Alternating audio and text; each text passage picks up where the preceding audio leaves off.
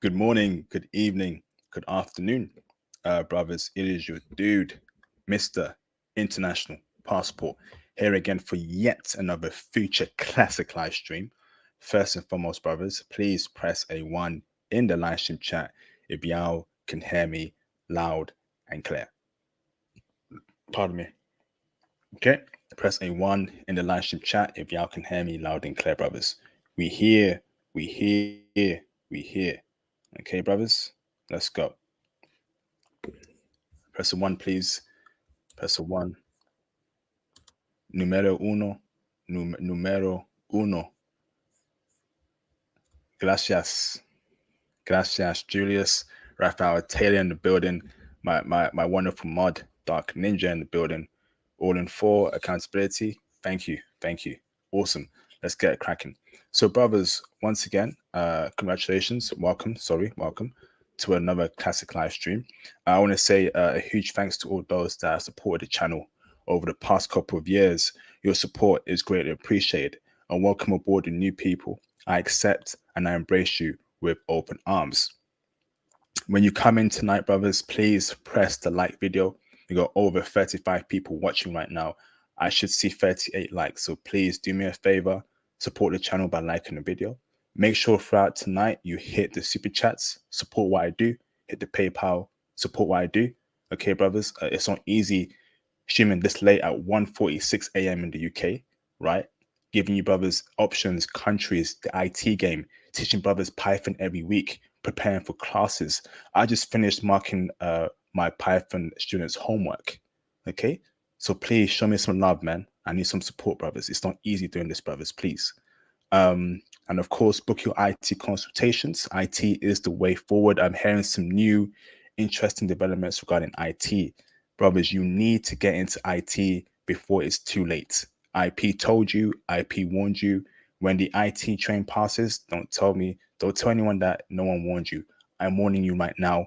If you're aspiring passport bro, if you're currently a passport bro, you need to get into IT. Okay, so book your consultations with me or go on my Patreon right now.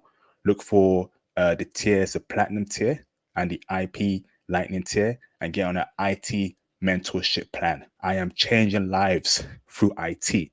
Okay. And I got some very interesting news coming very soon, brothers.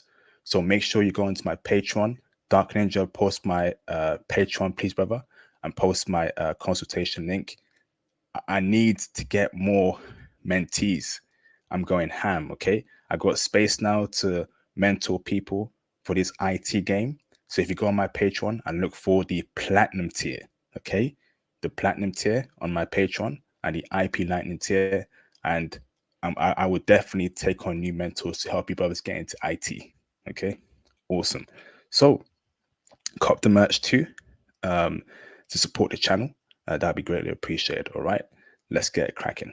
So, in today's live stream, we shall be breaking down Havana, Cuba. Okay, a very interesting country, a country that is well known, due to geopolitics and the obviously the beef America has with Cuba. Okay, and shout out to my Cuban people, and shout out to the beautiful Cuban woman. I love that peanut butter brown skin on a beautiful chick, man. So I got a very special guest here today called Mr. Bass Pullo. Bass Pullo, how you doing, bro? I'm doing pretty well. How are you doing? I'm doing fantastic, brother. So, Bass Pullo, can you please give us a brief intro about who you are, where you're from, and anything interesting about you, bro? Yeah, so that this is the name I go by on here, and I am originally from West Africa, small country called Guinea-Bissau.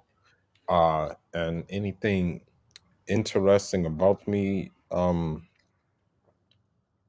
guess that my family, some of my family members, they met Thomas Sankara and Muammar Gaddafi. That's what's Okay, interesting. Yeah, amazing, interesting, brother. yeah. So let's get straight into it, brother. Cuba, Havana, Cuba, right? Where were you in Cuba, brother?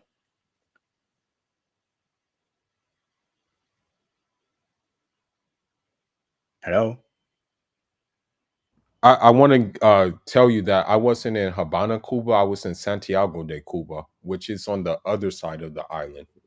Okay, Havana is more westward, whereas Santiago de Cuba is more towards like it's more eastward. So I was okay, in so Santiago. Yeah, I was in Santiago de Cuba. Yes. fantastic, Yeah. fantastic, brother. Yeah. So, can I ask you why you decided to go to Cuba, of all countries, brother, in the Americas? Why Cuba? What was it about Cuba that drew you to that country, bro? So, having like family that, was is kind of like being part of like a militant family, when they like explained how Cuba helped us out so much gain independence, they gave me books and they gave me literature on Cuba as like their help, and that they also gave me like literature on the misinformation that the America has, that America gives, Cuba, like the vicious propaganda campaigns that, just distort the information basically. And then my sister is there studying medicine for free, so I wanted to go visit my sister just to see how she was doing. And then also third was the boxing, since they have some of the best teachers of boxing. One teacher invited me over and said I can train with them, and so those were the three main things that made me want to go to Cuba. Amazing, amazing, brother. So, now let's break it down even further, right? So you went to a city called Santiago de Cuba. Yeah. I have never heard about that before. I've only Yes. heard about Havana, Cuba, which is the Yes. capital city, brother. Yes. Um, so tell us more about Santiago de Cuba. What is the culture like there, brother? In terms of like, is it a conservative culture? Is it a liberal culture? Break it down for us, bro. So Santiago de Cuba, you're gonna get like the Caribbean vibes there, like the traditional Caribbean Afro vibes there, with a sprinkle of the unfortunately the colonial past there, being the Spanish, the French influence, and also like for a little bit of time you had the Yankee influence, but it's mostly a traditional like Caribbean, like a Afro Spanish Caribbean type vibe that you're going to get in Santiago de Cuba, you know. Fantastic, brother. Brother, traditional meaning that, they get married early 20s. They're all about family. They're all about, family customs, nuclear family, like basically traditional values, brother, is So prevalent in that city. so you still have, for example, like they have something called quinceañera, when a girl turns 15 years old, and that's a sign of her going into like adulthood. So like the family will definitely vet who she is bringing home. Like if they feel like that the man that she's bringing home ain't about nothing, they will let her know, and they will actually like act accordingly and tell her like, yo, this is not going down like that, and it's not going to be a benefit for you to be with this person. So the traditional values are still there. You still saw families together. You still saw like, them going places, families going out to eat, and things of that nature. Although the social Interest. media is there, the culture is still, there's no like denying the culture. The culture is still there, Okay, awesome. And let me just clarify this for everyone. This is a 15-year-old girl that's bringing home a 15-year-old boy. Okay, so now next question for you, brother, is in terms of so now, I want to go more into like the people there, brother. Mhm. How are Cuban people like there in that country? Are they kind people? Are they conservative people? And how do they treat Western brothers and passport bros? So for me, like being African, They embraced me with open arms. They, you know, they're very curious about Africa. They're very curious about, like, just different types of, just like the different type of dynamics and things like that. They're very curious about these things. So I was embraced with open arms. As a matter of fact, many times a Cuban, an elderly Cuban, will call me like their nephew or something like that. Because it's still like family oriented, and the people are very like friendly, because the people, for the most part, like, I'll say that like more than half of the people look like they're from somewhere in black, like the black diaspora, or they look like mixed, like, with the black diaspora. So that's why the connection was pretty organic. Interesting. Okay, bro. So you're saying that Cuban people show love towards Western brothers and passport bros. There's no animosity there. No, there's no animosity as long as you're, not doing what like those guys do in Dominican Republic, or like Mexico or Colombia. As long as you're not doing those things, you're not going to have no problems. Fantastic, bro. Now, accommodation, right? When you were staying in Santiago de Cuba, Cuba, right? Was Hmm. it hotel or Airbnb? I opted to stay with a family member that my sister knew of. Like, so my sister knew of a Cuban family, and they said, okay, no problem, we'll host him. So I ended up staying with the Cuban family. Um, I ended up being hosted by the Cuban family. So that's how I did it. You know, I didn't stay at a hotel or anything like that. No. Awesome, awesome, bro. Now, next question for you now, brother, is cost of living out there in Cuba. Is it Mhm. cheap?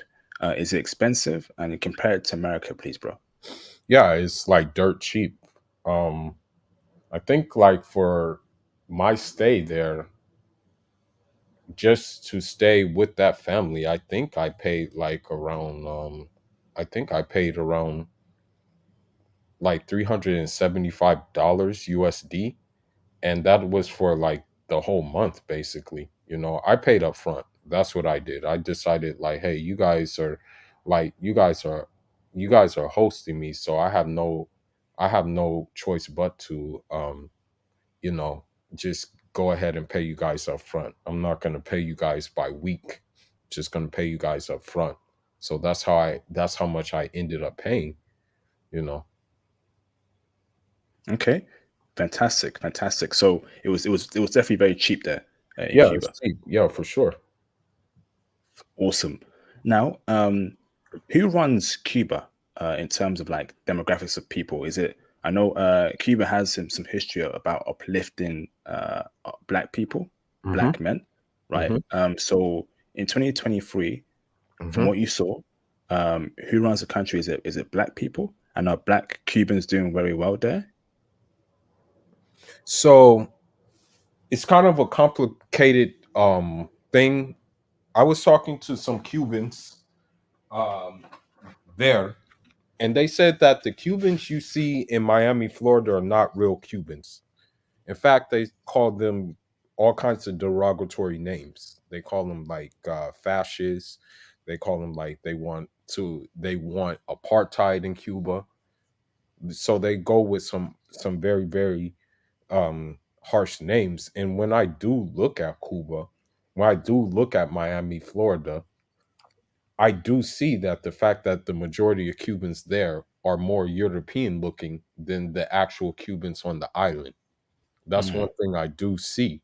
So in terms of who runs Cuba, I would say it's a mixed bag, because when I was in Cuba, you I will say that on one hand, I can count the amount of European looking Cubans versus the amount of African looking Cubans, or the amount of like mixed looking Cubans who were like mulatto or something like that, you know? okay. So Yeah. who runs the country? So I would say that, Fidel Castro's brother right now, Raul Castro. I think he runs the country right now. He now, granted, Fidel Castro was from a Spaniard background, so the president of the country is indeed a Spaniard. However, you have black and mixed people who are high-ranking military officers, and you even have, I think, like a black woman who is like, I think she is, I don't know if she's like a foreign minister of foreign affairs, but I have to look more into it. But you do have that dynamic. Okay. Now, Mhm. in terms of that, the average black Cuban, how is their life there, bro? Did you come Yeah. across successful, wealthy black Cubans there? Are black Cubans there doing well, or Yeah. not? Yeah, I did. I met an economist there. I met people in the military there, former brigaders. I met IT guys who are Afro-Cuban. I met like uh sports instructors. I met doctors. I met all types of like black people who were doing different jobs. Okay, fantastic, fantastic, bro. So, now next question for you, brother, right? Mhm. And this is a very important question. It is in terms of investments. Okay, are there investment opportunities for passport bros to invest in that country? I know it's a tricky question, as Cuba Mhm. is heavily sanctioned, unfortunately, brother. Right. So, would you say thinking about investing in Cuba is a bad idea as a passport bro?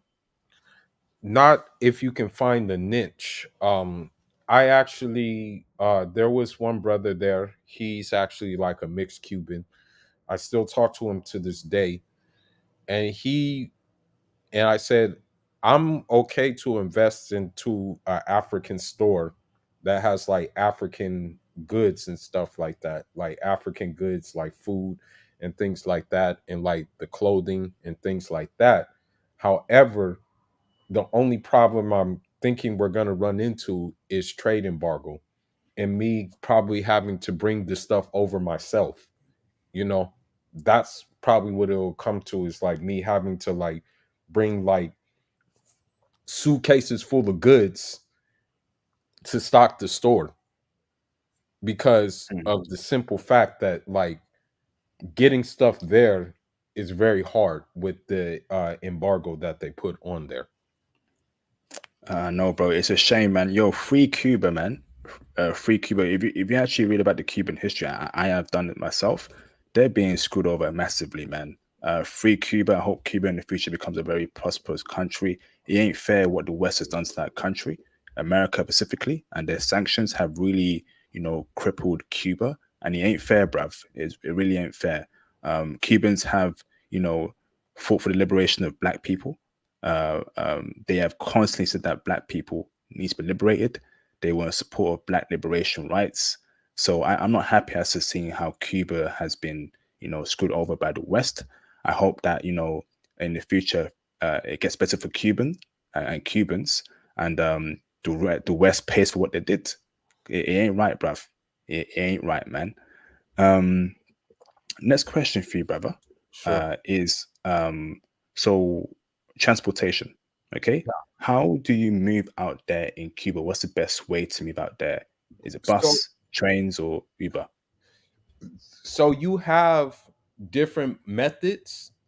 Um some people use the taxi, and since they don't have Uber out there, like the taxi, you're going to be pretty much in a classic car most of the time. You know what I mean? So you're going to be, that's one way. There is the bus, but the other way that I do it, the other way that I did it was I took the motor scooter, whereas you go on the back of someone, like you go on one of the motor scooters in the back, and you are able to it's so safe, like driving there is, and the roads are so safe there that you're able to go on the back of someone and just ride the motor scooter. I have actually video of me on the motor scooter in the back because of the simple fact that it's so safe to do, and I just wanted to like have a little bit of fun, and it is fun riding on the back of those things. Okay, Yeah. awesome. And how much does that cost? Oh man, like less than $1. Yeah, Oh, it's very cheap. It's very oh cheap. wow. Yeah. Hmm. So the best way for brothers to move around is your suggestion there, motorcycles. Yeah, going on the motor taxi because it's so quick, it's so efficient, it's so fast that yeah, that's the best way. That's the way I would suggest, at least. But some Does people Google? just Go on. feel but some people may feel safer in a car, you know. Some people may like decide, hey, I'd rather ride in a car. Okay, and is it safe for us as Westerners to be riding in taxis Yeah, and these yeah. we won't get robbed or set up at all? No, no, no, nothing like that. Cuba is one of the safest countries I've been to. I was walking outside like at 12 o'clock in the morning, 1 o'clock in the morning, going back from going going from a friend's house, coming from a friend's house. I had no problems. Okay, Yeah. awesome. This is great, bro. Hmm. So, next question for you, brother, is Hmm. in terms of food. Hmm. Um, is food there in Cuba good? Is it tasty? And is it cheap as well, brother? Break it down now. And what was your favorite cuisine there in Cuba? Sure. So yeah, the thing is, a lot of people can't get used to the food because it is so natural. And the thing is about Cuban food is they let flavors kind of like they let the flavor set in the food rather than let the spices kind of like set in the food as in like many other places. So the thing is like you taste the flavor of the food more so than you taste the spices of the food. So it's more natural, so to say. You have like for example, if you eat arroz con pollo, it's gonna have a natural taste. If you eat arroz, if you eat like arroz with pescado, it has a more natural taste. And definitely I'll say like the fruits and things like that have such a natural taste that it can actually clear up your face. I know that like when I got back from Cuba, like people said my skin was glowing, and I'm like, oh, it's the diet. It Fantastic. Yeah, but you do have I know that in Cuba they do love their jamon, which is ham, but you do have options, whether it be beef, whether it be fish, whether it be chicken. You do have those kind of options, or even shrimp. You do have Okay, and the food is natural food, Yeah, brother. yeah, natural food. Natural food. Now even the soda, like people probably wouldn't like the soda of Cuba because of the simple fact that it's so less carbonated versus the soda in like the West. Even the Latin soda that they have here is different from the Latin soda that is actually in the country. You know, it's even different. Awesome. Yeah. Awesome, bro. Hmm. Fantastic. All right. So next question for you, brother, right, is Hmm. safety. Safety is a big thing for me, brother. I want to Hmm. I want to walk at night when I'm clubbing after.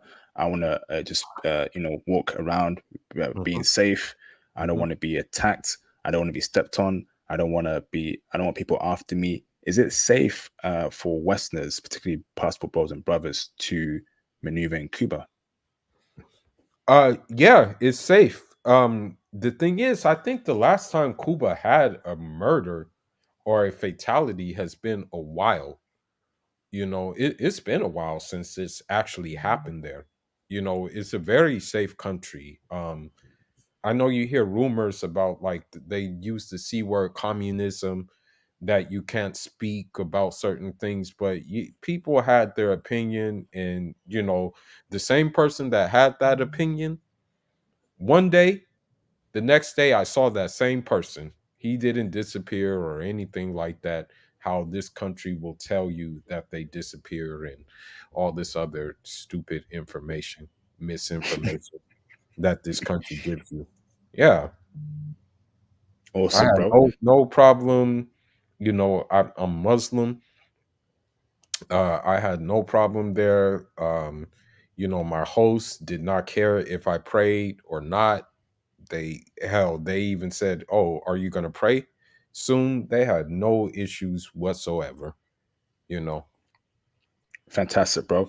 yeah. So, next question for you now is racism, right? Yeah. And obviously there are a lot of mixed race Cubans there and white Mhm. Cubans there, brother. Correct. Was there any animosity towards you from these lighter skinned Cubans, brother?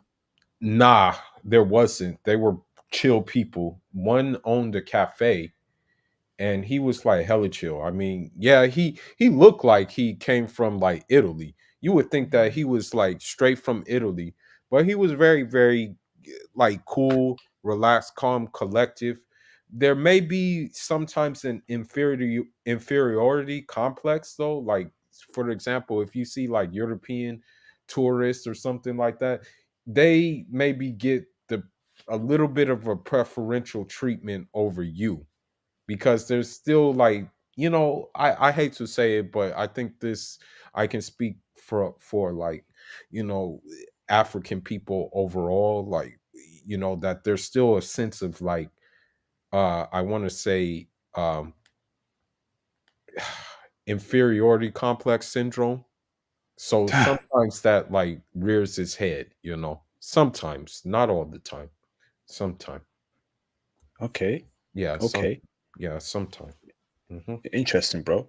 So, great breakdown there on the first part of the stream. So before we go on to the woman's part, Hmm. let's break down some super chats here. So, brother, before we speak about Cuban women, and I read my Hmm. super chats right, Hmm. there is a huge saying that the Cubans in Miami in the US, right? Hmm. Those people are a bit gotta be careful there. Those are the ones that don't like black people, and they ran away from Cuba to keep away from black people because Fidel Castro was freeing black people. Is that true, bro? So when you look at the history of Cuba, Bautista was very pro USA. Bautista had casinos that United States would profit off of. The only people who benefited from Bautista's reign were Cubans of European descent. Okay, Hmm. so you had the average Cuban was downtrodden. Okay, uh, there was it was very much a system of apartheid. It was very much a system of apartheid that Bautista had in power.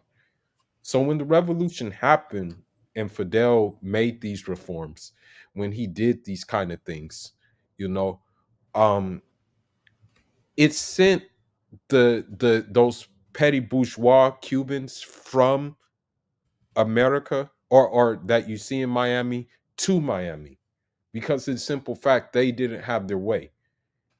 Ask a ask a Cuban in Miami, would they accept the system of apartheid type thing in Cuban as long as they benefit?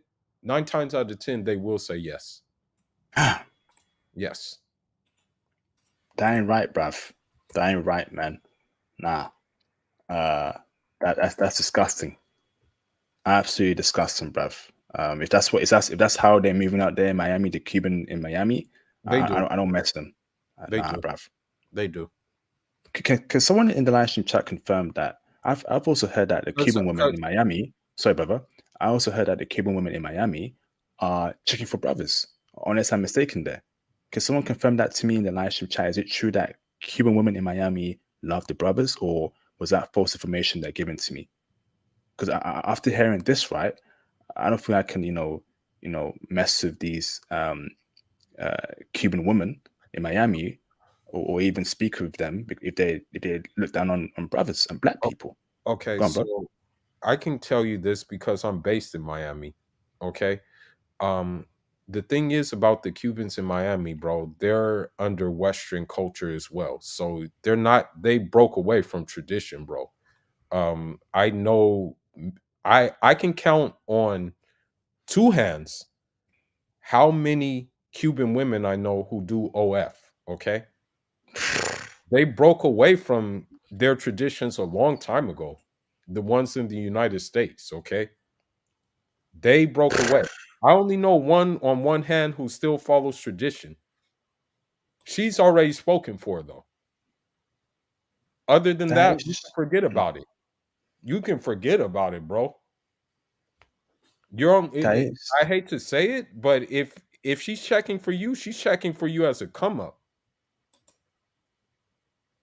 I'm just being that, honest with you. that is true because when I go on Twitter, right, and I Hmm. come across a Latina woman on Twitter, right, Right. she's always on OF, and I mostly see a Cuban flag, Miami. Uh, I'm like, what's going on here, bruv? Yeah. Nah, that's the. Yeah, bro. I'm telling you. I don't try to make this up, but I hate to say it, brother. And I'm just gonna be real, okay, with no filters. I've checked out of Western everything. I've checked out of Western culture. I checked out of Western everything. Okay. The only thing that I take here is which one call it is boxing, and that is it in my employment. And Amazon. That is it. That is it. Other than that, there's nothing here. Okay. The fact of the matter is, I hate to get political, but they still haven't. The government may shut down tomorrow, for all we know, because they how backwards this place is. I'm just Damn. being honest with you. It's a backwards Babylon. That's all I'm gonna say. Facts, brothers. Can we get the likes up? We are in for another classic live stream. We got over 70 people. I should see 77 likes. So please show me some love. Like the video, hit the PayPal, hit the super chats. You gotta support me, brothers, man. And once again, uh, y'all gotta get into IT. Okay. If you are not getting into IT, I kind of feel sorry for you, brothers, man. I really do. Okay. Because I'm in IT. I think the brother is also in IT that's speaking. Ain't you, brother? You're in IT, right? Yes, that's correct. That is He's in correct. he's in IT, brothers. So we have the skill set to go to any country around the world to get away from this Western craziness, brothers. All right, get into IT, book your consultations with me, get into my mentorship plan on the platinum tier on the Patreon. Okay, shout out to Mr. JM for the $5 super chat. He says here the platinum tier is legit. IP is changing lives. There you go, brothers. From one of my platinum tier mentees. He knows how much I've done for him, brothers. I ain't playing no games here, man. I am not playing no games. I know the way to get out the West. You want to do with South Korean chicks, Japanese chicks, Cuban chicks, Brazilian chicks. Y'all gotta get into IT, bruv. And if you miss my Python classes this year, okay, I will also be doing Python classes next year as well. I ain't playing no game, brothers. Okay, get on my platinum tier IT mentorship plan. It will save you, bruv. Shout out to Mr. Almighty Reef for the $5 super chat. If you're American, how did you get permission to go? And how did you handle the laws on the American side of where you can and can't spend money? Oh, great questions for you to answer, Mr. Base Polo. So I have two passports. I have American passport and I have Guinea-Bissauan passport. I just used my Guinea-Bissauan passport and I got into the country with no problem. And a little hack that you can do is you bring American money and you go to a you don't go to a currency exchange place at the airport. You go to one you go to one on the street. That's why you have to find out. That's why you have to. Why it's important to know people, so you can find someone who will give you a better exchange rate on the street versus the ones at the airport who will usually rip you off. So obviously Cuba is sanctioned by America, right? I'm guessing Correct. you can't use American credit cards there and American debit cards there. So what kind Right. of cards did you use there, bro? I just brought money and then I just exchanged it for the local currency. Oh, so you bought a hardcore dollars. Yeah, I You bought the brought dollars hardcore into Cuba, dollars. Yeah, I and then brought hardcore dollars. Yeah, I so brought. basically, brother, to spend in Cuba, right? You Mhm. have to use physical cash. Yeah, yeah. Unless you do have a bank, unless you do have a a Cuban bank account there, then you can spend the money there. You can get cards and stuff like that. Great intel. That's exactly what we need, brother. great super chat there, or mine to read. Great question that I did not even think of that myself. It's funny, yeah, we got to be very careful traveling to these sanctioned countries. We need to know how to move out there, how to spend out there, because it's definitely not nice being sanctioned, man. And once again, free Cuba, free the Cuban people. I stand by them. We stand by them, man. Shout out to Mr. Kempachi Alfonso Maximo for the $9.99 super chat. Appreciate you, Kempachi. IP, it's been a while. Musashi Buri, Kempachi, keep up the great work. I dance Cuban casino salsa. If you dance, will it enhance your ability to get beautiful Cubanitas? And how do they feel about Black African men, American men? Go on, brother.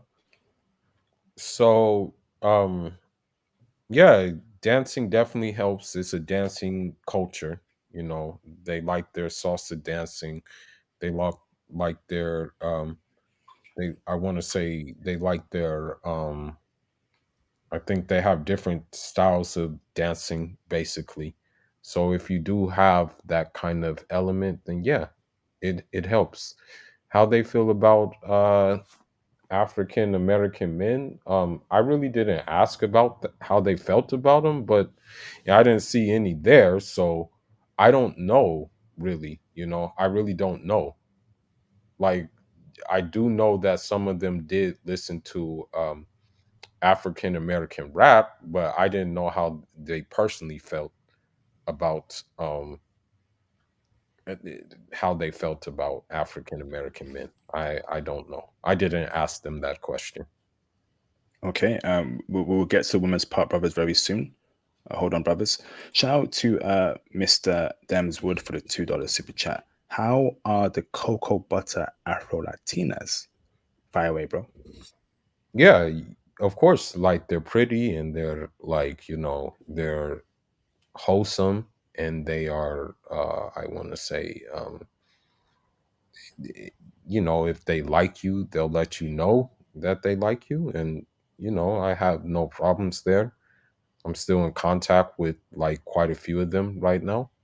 It's kind of hard to debate, like it's kind of hard to decide to what whether to go back to Cuba or whether to go somewhere else, because they're asking about you and things like that. So it's good. The ones there are good. They're good. Awesome. Yeah. Awesome. Shout out to Mr. Kazuma Kratos for the $10 super chat. I appreciate you, Kazuma, for the support. For the $10 super chat, I appreciate you, brother. Thank you very much. Shout out to Mr. Taki Noor for the $2 super chat. PayPal put a hold on my donation. Just a heads up. Oh, what's happening there? Um, that shouldn't be the case. Why has PayPal done that? Can someone what? Let me check my PayPal. Hold on. What's, can someone send a donation on the PayPal to ensure that nothing's being PayPal isn't playing funny games? So I see a donation called Clean, and shout out to Clean. Um, yeah, it says here pending, and I'm not too. Are you? Is that you, brother? Clean Techno is your name called Clean on PayPal? It does say pending, but I'm not too sure why. Can someone else please send a donation on PayPal just so I know it's not a it doesn't affect everyone, and it's only a isolated issue for Clean and Techno. Maybe there's a problem with his accounts. Can someone please also send a donation on PayPal just so I know it's working properly? That would be great. Thank you very much. Shout out to Mr. Harrison Egburn for the SEO super chat, 444 super chat. Thank you, bro. Number one Black Success channel on YouTube. We need more serious ones. Thank you, bro. Thank you, bro, for the support. Greatly appreciate, man. Awesome. So let's get it cracking now. Brother, I'm about to ask you a question, okay? And this question, brother, is probably the most important question in the history of mankind. Okay, brother? This question is a question that can serve or solve world wars. Brother, this is a question that that can make mankind walk on water. This is a question, brother, that can allow water to be turned into wine like Christ did in the Bible? This is a question, brother, that can split apart a sea, right? and allow passport bros to walk from one end to another end into the promised land of Japan. Okay? The question is, brother, right? Are Cuban women in Cuba checking heavy for brothers and passport bros? Base puller. So I'm gonna read something that one of my Cuban comrades wrote. He said, Cuba has always been multilingual. Taino, Yoruba, Wolof, Arabic, Cantonese, Creole, Patois, Congo, Efik, Igbo, etc. So that alone should tell you that the different shades of black are welcome. That alone should tell you that different shades of black are very welcome. Then that different shades from different localities are very welcomed. Another story I have is that there was a Malian brother I knew. He went to Cuba for to learn what you call it. He went to Cuba to learn Cuban music. He wanted to learn Cuban like music to apply to his own music. The thing is, I didn't know that he was going to end up taking a Cuban woman back with him to Mali, but he did. So I hope that answers your question. Okay, so they're checking. How were they checking for you, brother? Yeah, like I said, I still am talking to many on WhatsApp, and you know, when I say choosing signals, yeah, like I got so many that like I can't really keep count of the choosing signals I got.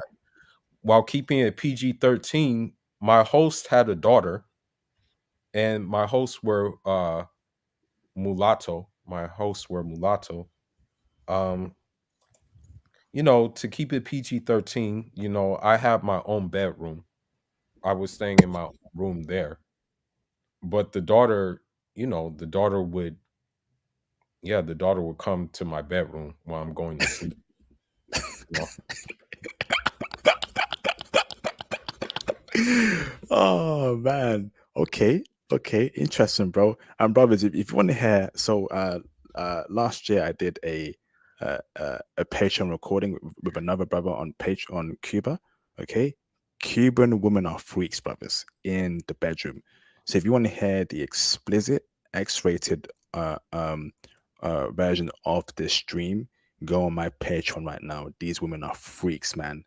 It's crazy what you're gonna hear in Cuba, man. And there's a way to actually find a freakish woman in Cuba. Okay, it's all broken down on my Patreon. So okay, brother. So you got some play in the bedroom with a Cubana chick. Was she white? Was she black? Was she mixed race? Mulatto, mulatta, mulatta. Oh, that peanut butter brown skin, yeah. Is that you, Yes, yeah? like mulatta. Yeah, mulatta. Is, is, is that you, fam? Is that you, yeah, bruv? Is that you, yeah? What mulatta?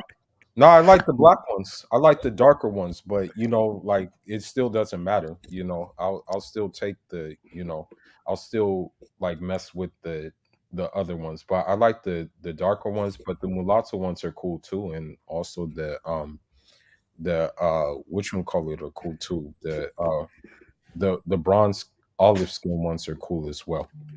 So now I would have thought the Mulatta and the bronze olive school skin are the same people, or they're not. No, one is one is one the mulatta are they're black mixed with white, and then the olive skin ones are usually white mixed with indigenous, like Taino or something like that, or they're mixed with or the black one is the olive skin one is black mixed with Taino. So they're like mixed with indigenous, whereas the mulatta is mixed with black and white. And who's more good looking out of those two groups of women, in your opinion? All of them are. All of them are. Like Ah, the ones who are just purely of African descent that look like they come from straight from like a different place. All of them are good looking. All they take care of themselves. For such a poor country, those women are clean. Okay. So obviously we won't go too deep into the naughty, explicit Mhm, part about Cuban women, brother. But how mhm. did you establish that smashing connection with that Cuban chick in your Airbnb? Were you looking? Did you have a connection with her, brother? And did you tell No, her, she okay, just liked me. She just liked me from the beginning. You know, she liked that I went to her country. Um, she knew my sister, and she liked the fact that I was into boxing, and she liked the fact that that I spoke Spanish. You know, she liked that fact too that I made. I took some effort to learn Spanish. You know, oh, so she knew yeah, your sister as well? yeah. She knew Okay, my sister too. Yeah, she knew my okay. sister. Hmm. So you're in the Airbnb, you have a connection with her. Hmm. How did it get down? How did it lead to bedroom activity? Was it one night you were both drinking wine? You looked at each Nah, other in the I eye. was just no, I was just like chilling. You know, I was just chilling, talking to the family. I said, you know, I'm gonna go to bed now, and we were just talking. We were watching the news. It was when the things were kicking off with Sudan, you know, and we were watching the news, you know, and we were just kicking it. You know, I got back from the balcony. You know, I was talking to the dad because there's one Cuban patriot I really like. His name is Antonio Maceo. So you know, I was talking about that, and so you know, when I was talking about that, uh, you know, it just led to that. You know, I think I mentioned that Antonio Maceo, you know, he had women all over the place. That's one thing I mentioned, and I guess she kind of got tapped into that, the fact that I knew like the history of this man, because to me he was one of the greatest like black men to ever walk this earth, because I read about him like I read about him a lot, you know, before I went to the country, because he came from where I was in Cuba. So that's why she probably was tuned in, and she probably Okay. thought that I was like you know, she probably saw Antonio Maceo inside of me or something. Okay. Yeah. So the first time you smashed her, right? So you said you went to bed, right? Mhm, You're on your bed. mhm. Does she knock on your door? And then she just walks in and be like, okay, she's in a towel. She drops a towel on the floor. You see her naked body, keeping it PG, and then you got down. No, Is that how it went down, bro? she just kinda like I was like sleeping, and she kinda just like I was just sleeping, and she kinda just like came beside me and just kinda started whispering in my ear. And that's when I was like kind of woke up, and I just said, "Oh, what's up?" You know, I just said, "Oh, what up?" You know, I said it like that, "What up?" You know, and she's like, "Oh, nothing much." And I said, "Oh, so what's going on? Like, what, you can't sleep or something?" And then she just kind of like, because I think she saw me with my shirt off, and I have an 8 pack from boxing, you know, and I think that's what kind of like did her in, because she started like feeling on my abs. And so that's how I knew like, okay, this is what she wants. So, you know, that's when I like pretty much got to it, you know. Brothers, go on the Patreon. Go on the Patreon. That's it. That's it, brothers. Okay, go on the Patreon, brothers. That's enough. Awesome, brother. Awesome. So, now, great intel so far, brothers. Wow. Um, so where are the best places for us to meet women in Santiago de Cuba? Is it the library? Is it the parks? Is it, somewhere else? Break it down for us, bro. Yeah, you can go to the parks. Um you can also go to the which one call it? Like you can go to nightclubs. Yeah, I mean like of course you can go to nightclubs. You can also go to the gym, and you can also go to like I would say the best thing to do is go to like go yeah, just go to like sporting events and stuff like that, and you'll meet them, you know. It won't be an issue. You'll meet them there as well. You know, go to those places and you'll meet them. It won't be a problem, you know. Awesome. Awesome, brother. So, go on, carry on. Nah, that's all I wanted to say. That's it. Thank, thank you, brother. Mhm. Now, is feminism a problem there in Cuba amongst the women? So the thing is, they have a different definition of feminism. Like, so their feminism is like female mobility, where like a woman has equal rights, a woman is entitled to maternity leave, a woman is entitled to these kind of things.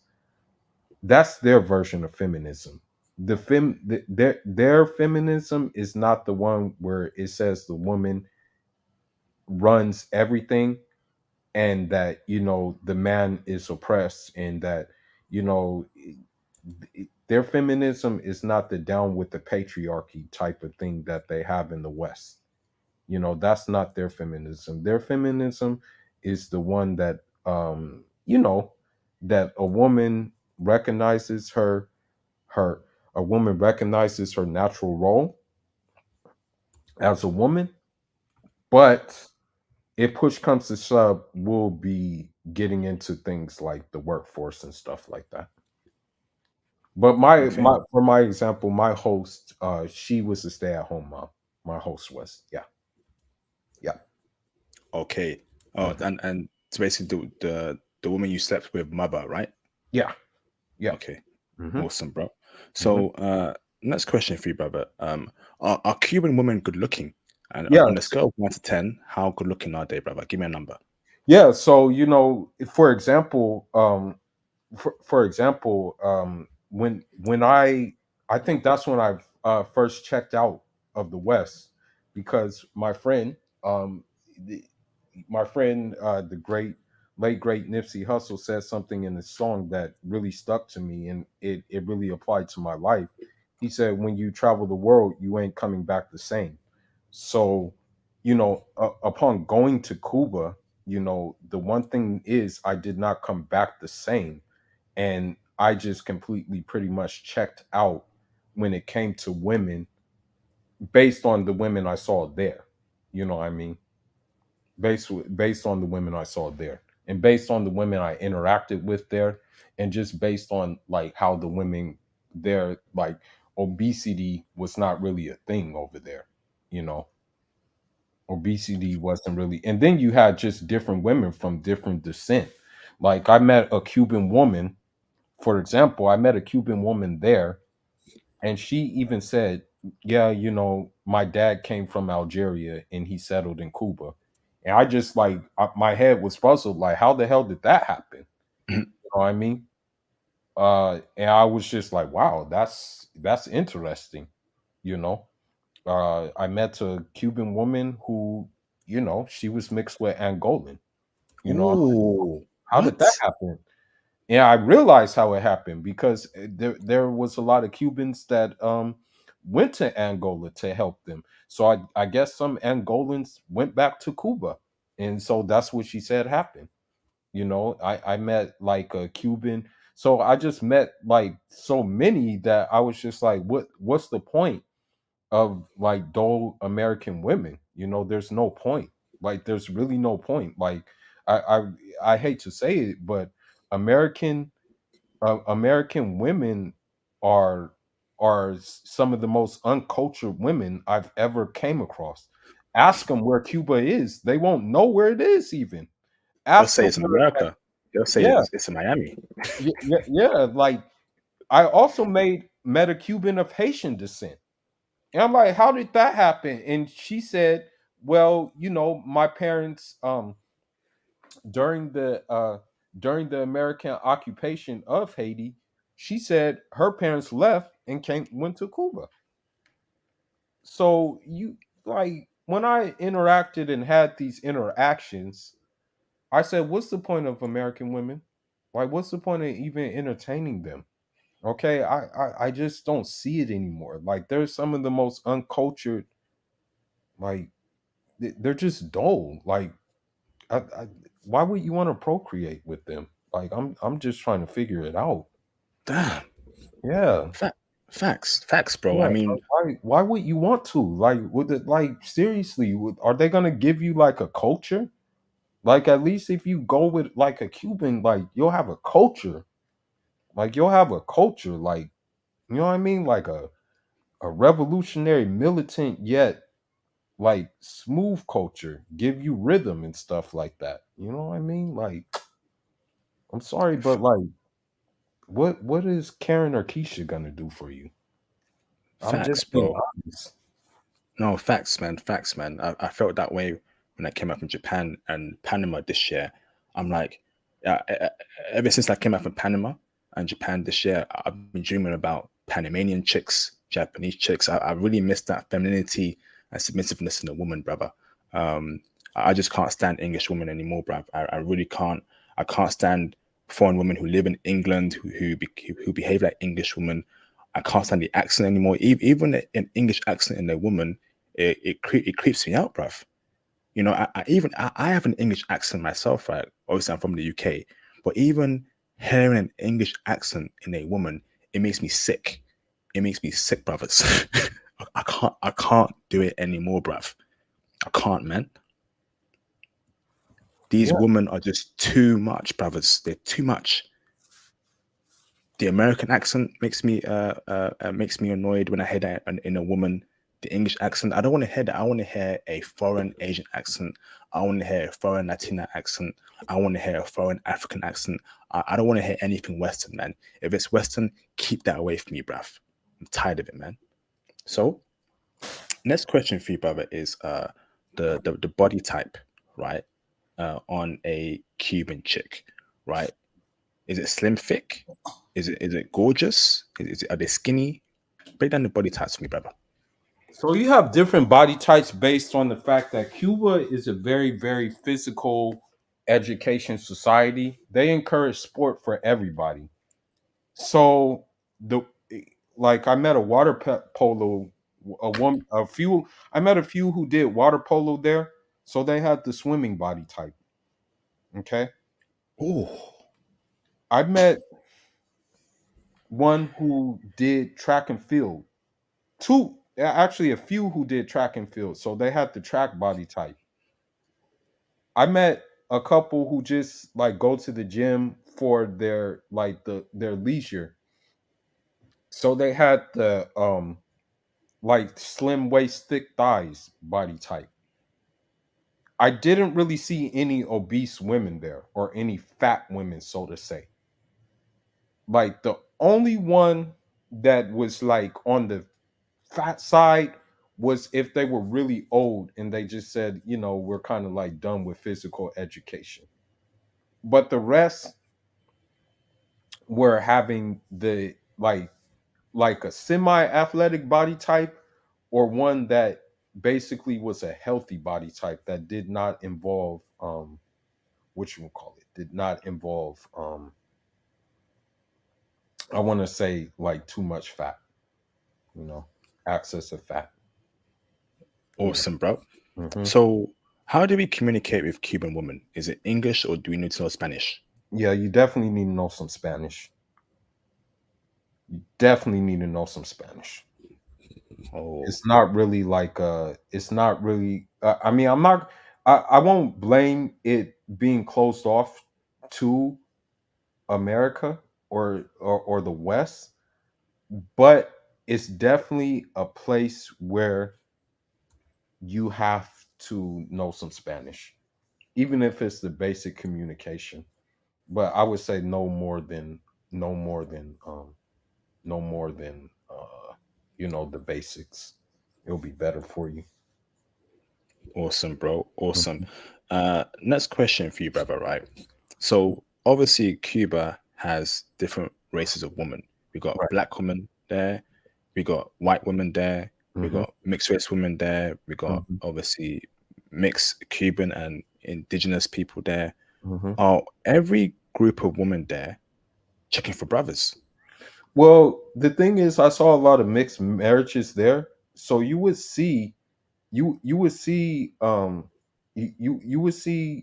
like for example a European Cuban with a black Cuban.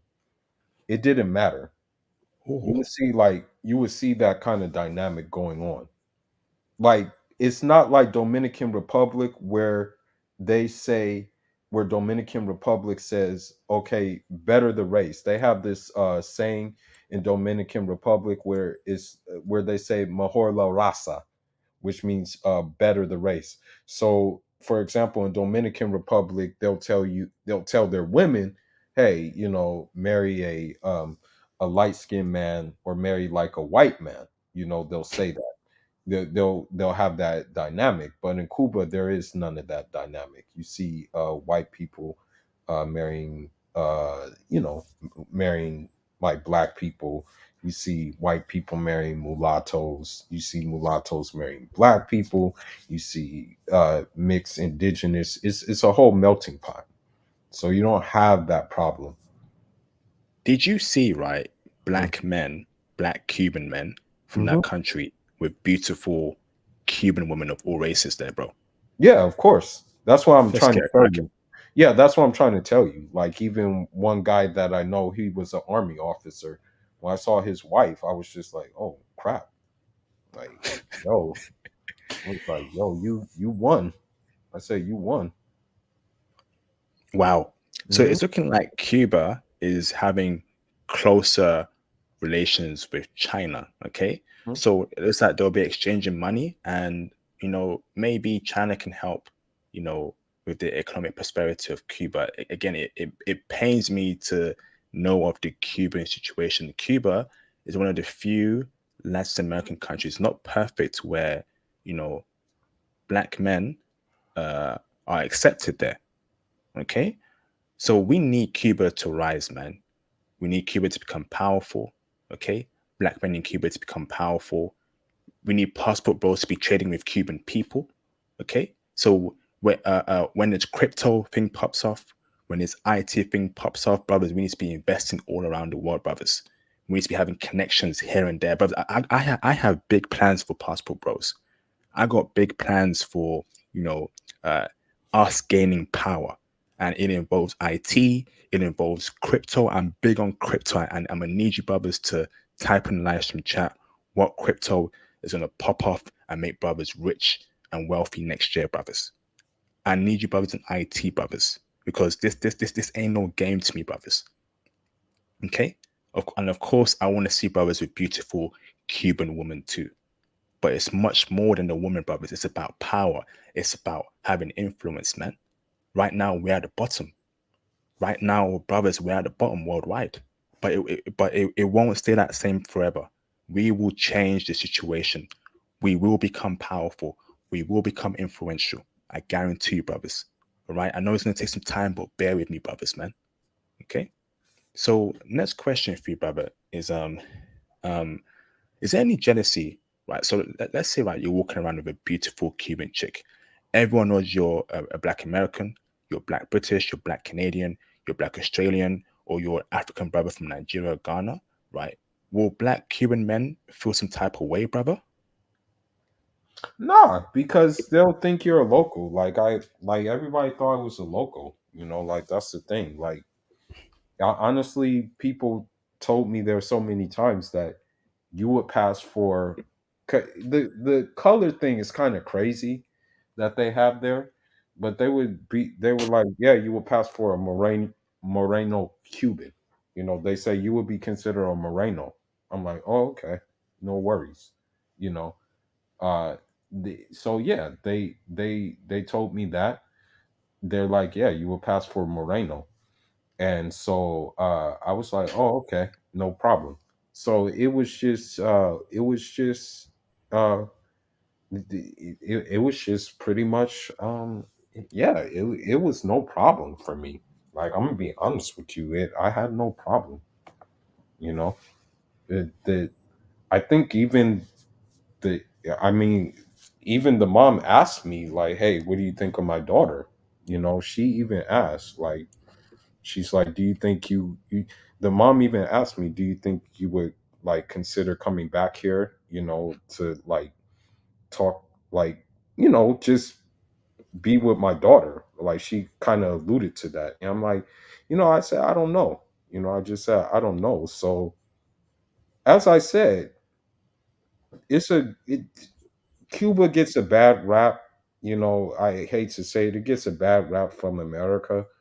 But if you actually go there, you see something different. At least that's my experience. That's just Of my course. experience. No, of course, bro. Of course, It's it has not a bad it's rap. not everybody's experience, but.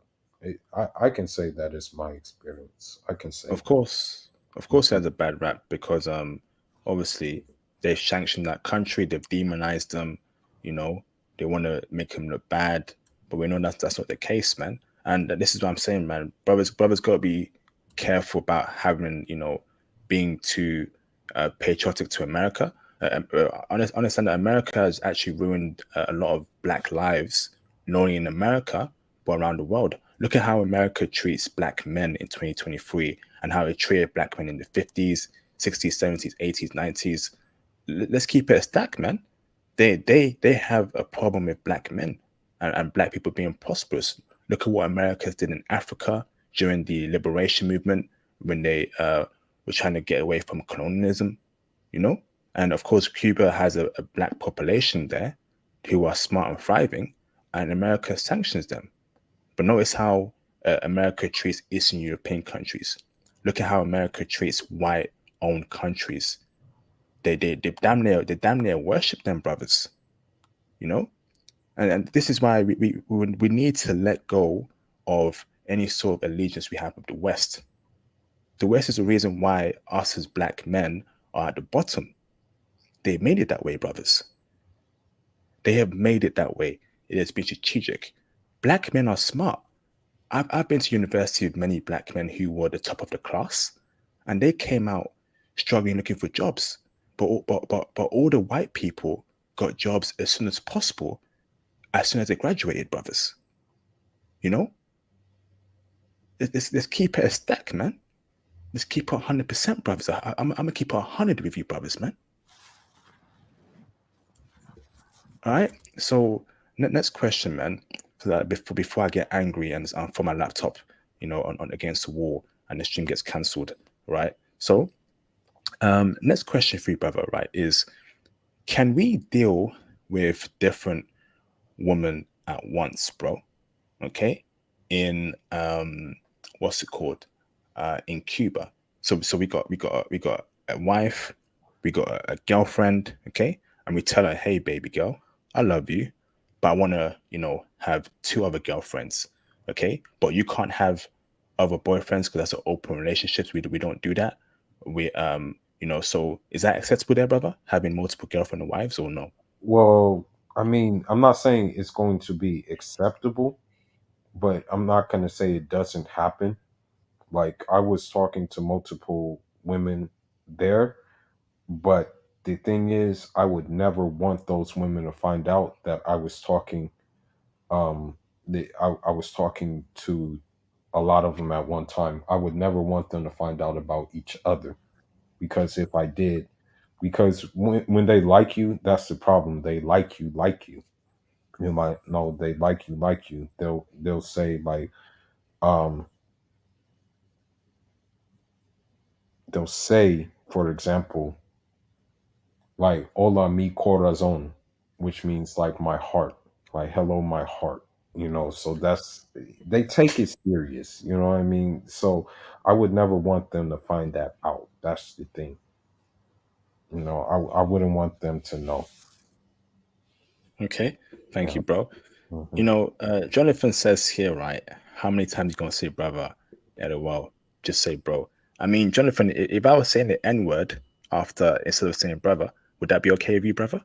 If I was saying N word this, N word that, N word this, N word that, like we hear in the rap music videos, like we hear about black people being interviewed, would you say the same comment, brother? Would you say how many times you gonna say the N word? LOL. Just say bro. I just want to know, brother. If I was saying the N word instead of brother, would you say that same comment there, brother? I just want. I'm just curious, man. I don't think you would, man. If I was saying N word this, N word that, yeah. Oh man, it's I don't blame you, Jonathan, man. It's the West, bruv. The West has got us calling ourselves a racial slur, got us, harming each other. I don't blame you, bro. But I'm gonna keep saying brother. Okay. So next question for you, brother, right? Is so body count, right? Very important. Most men want a virgin. They want a low body count chick. Okay. Does the average Cuban woman have a high body count, brother? Or can we find, a low body count chick? or virgin, brother? Break it down for us. So Also, brother, 18 plus, please. 18 plus. Carry on, bro. yeah, the, yeah. So the thing is about Cuba is that it's not. You do have the prostitution there that exists there. Okay, I'm not going to even lie and say that it doesn't exist. It exists there. Okay. However, it's not really approved of, so to say, and it mostly caters towards old European tourists. You know what I mean? Like that's what it caters most towards. Um, however, um, the average Cuban woman, she's gonna want to get married. You know, marriage is still looked at institution there. You know, it's still looked at very important. Like every even when I look at some of my Cuban friends, even my guy friends, I see that they're getting married. You know, they're getting yeah, they're getting married. You know, so and they're not going to just deal with a woman who's having a having a high body count. You know. Okay, so it's a mixture there. You can come Yeah, it's across a high body mixture. count Yeah, chicks. it's a You can come mixture. Like, across. it's a mixture. So, hmm so, how do we spot high body count chicks there in Cuba? That's very interesting. So just understand that there is the ones that are having the I want to say, if you see them with a European, chances are they're gonna have a high body count. You know what I mean by European is like European tourists. You know, if you see them with them, then their chances are their body count is going to be high. You know, so that's how you spot them. That's how you know. Okay, like yeah, don't deal with this one because she's in it for play. You know, What about if she's by herself? by herself. Um, I guess you can say that if she is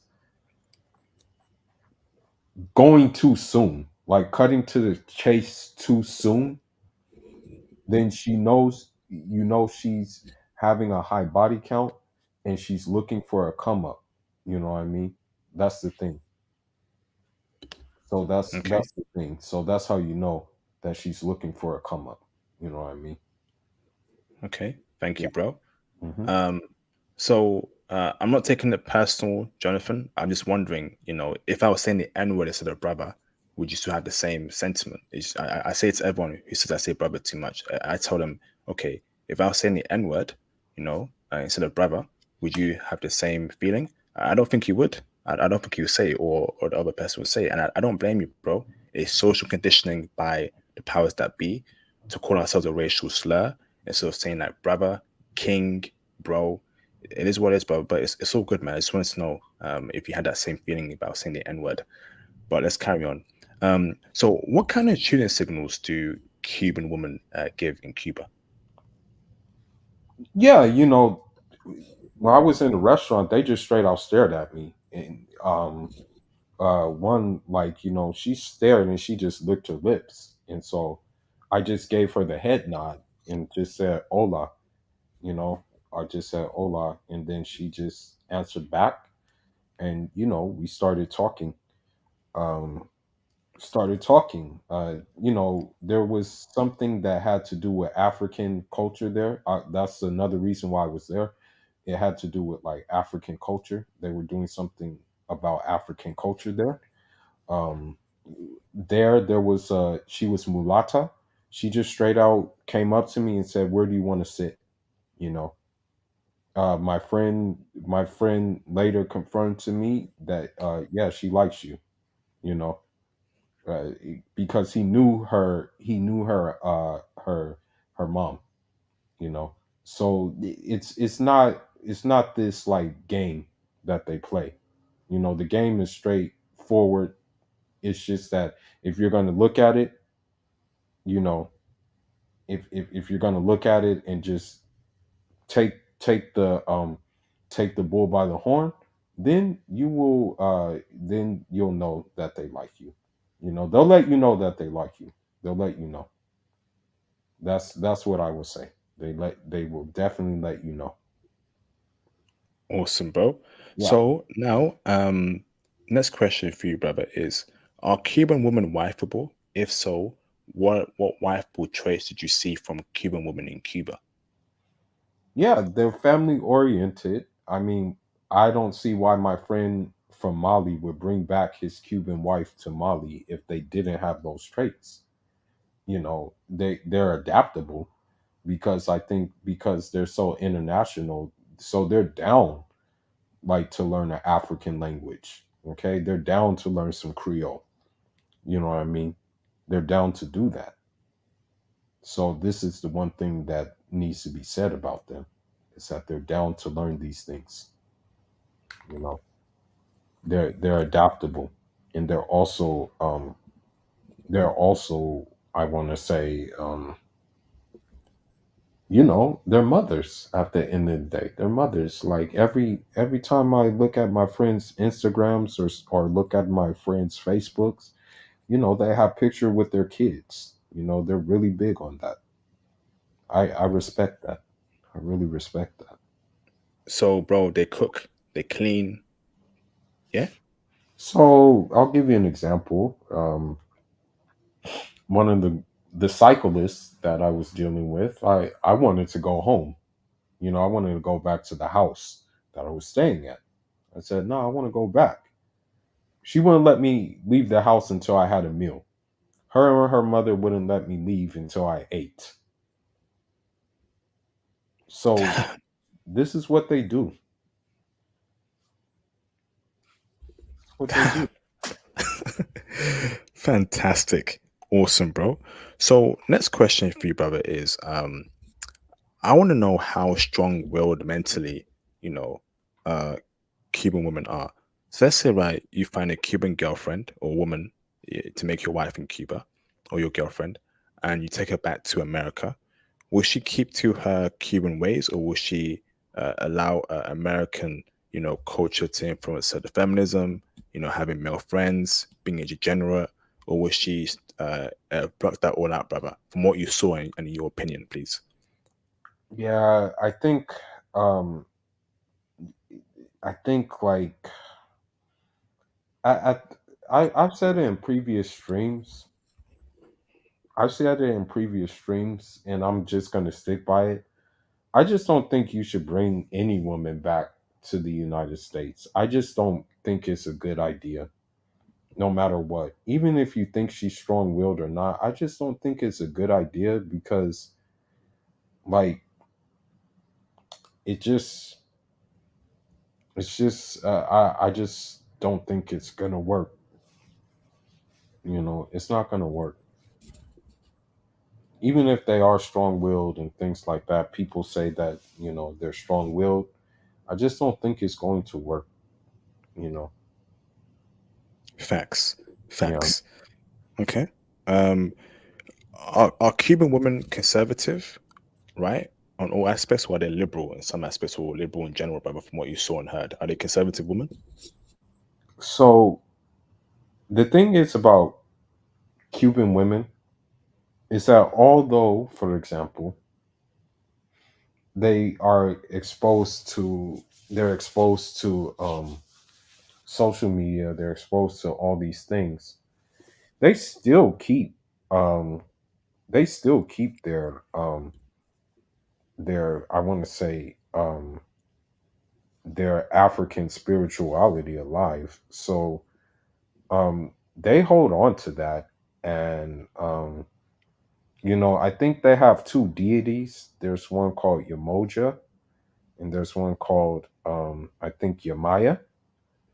Um, Yamaya, I think like with Yamaya, um, Yamaya is like the goddess of fertility. So they take that very serious, and they follow that. You know, I think Yamoja, I don't know what she means, but they follow these kind of things. And it's like it's more not them believing that it's a god, but it's more symbolism. It's more symbolism. It's more like about symbolism. It's about I want to say like for example, Shango represents like hard work. It represents like an iron will. You know what I mean? That's Shango. So it's more about symbolism. They believe in one God in their belief, but these little deities symbolize what they stand for. So Yemaya, fertility. I think Yomoja means motherly, like having motherly and things like that. So they take that serious. What So about, yeah. sorry, bro? What about Christianity and Islam amongst the women So there, bro? yeah. So Islam, like for example, the thing is what they said is a lie. They said it's a lie. What America said is a lie. That communism or what they call communism does not allow you a freedom of religion. You saw Catholic churches there. You saw Protestant churches there. I didn't see a mosque there, but I did. With the family did ask if I wanted a Spanish Quran. They did ask me, hey, I can ask one of my friends, you can get Spanish Quran, no problem. So the thing is that I think from them traveling and things like that, they were able to they were able to be tolerant of different religion. Even there's a book that I read called Fidel Castro and Religion. And Fidel's Castro's problem was that the religion before the revolution was being used as like charlatans. They were using religion to keep people in their like state, like the priests, the and things like that. They were like basically saying that, hey, being in this state, this is this is what this is what is happening. You know what I mean? Okay. And Okay. so yeah, it is, So yeah, they it's capped when they say you can't practice your religion. It's capped. s- so to wrap up, right? So Cuban women in general, Yeah, they're conservative in their thinking and their way of life. correct. Because they still have African religion. Correct. Okay.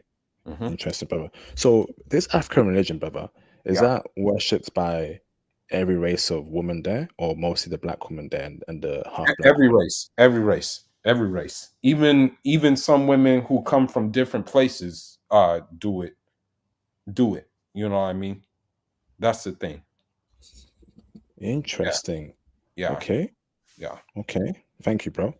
So next question for you, bro, is so did you come across rich and wealthy Cuban women in Cuba? S- So the And thing sorry, and did they like you as brothers, or did they like brothers in general? so it's hard to tell the wealthy in Cuba because the main thing is like in Cuba, the way the system is set up is that basically everybody own their house. Everybody has free house, free healthcare.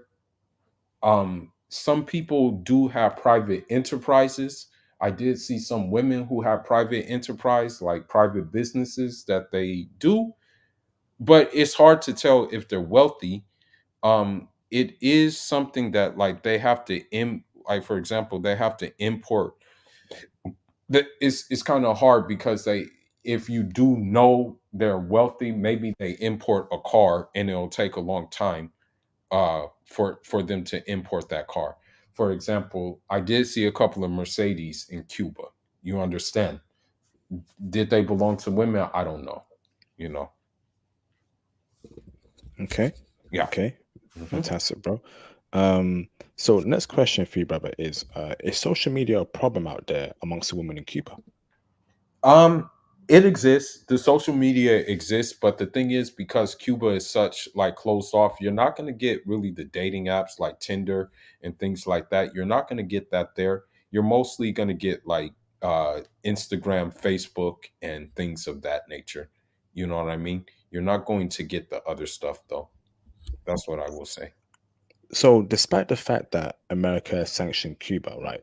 Right. Those American applications are still operating in Cuba. They still work, or are they using VPNs? Uh, so you can use they still work. Um, you can use regular things most of the time. uh as a matter of fact, there is a way to use Wi-Fi in the free out in the open. I remember many times where I used Wi-Fi. I just had to get a card, and I used Wi-Fi. I was in the middle of like a center, I was by a museum or something, using the Wi-Fi, you know Okay, yeah, fantastic, bro. without Fantastic. VPN. I didn't have to enter VPN or anything like that. Awesome, bro. Awesome. So, next question for you, brother, is tell me five things you love about Cuban women. Okay, five things I like is similarity in cultures to like African culture, like my culture especially. Um, the different like shades that you have there, and just also their demeanors are like they have a good like demeanor. Like they have cool, calm, collected demeanors, but they can be fiery when it's time to be fiery, when they need to be fiery. I like that. And what I mean by fiery is like in the sack. That's what I mean. Um, In the so bedroom. yeah, in the sack. Yeah, in the sack. Um, and I like the fact that these are educated women. They value education. I like that fact. They're aware of the world, although they're cut off. They know more geography than any Western woman that I've ever even encountered. Um, and I like, yeah, bro. Like, I like that they there's a genuine love for them being like a colored people, a black people. Like I like that there's a fact that there's a love for that. Awesome, bro. Mhm. So when you say educated, right, the educated without the feminism and without the okay, I got a master's degree, I got a degree, that means I'm better than you as a woman, like the one that the West women do here towards men in the West. That's not Mhm. happening there in Cuba. They have Nah, degrees, they got masters, but they're yeah, still chill. dealable and chill. Okay, Yeah, chill. Yeah, chill. Even the one that my friend took back to Mali, she had a degree in. I think she had a degree in like science or something like that. Yeah. fantastic, Mhm. awesome, bro. So next question for you, brother, is tell me five things you don't like about Cuban women. Um,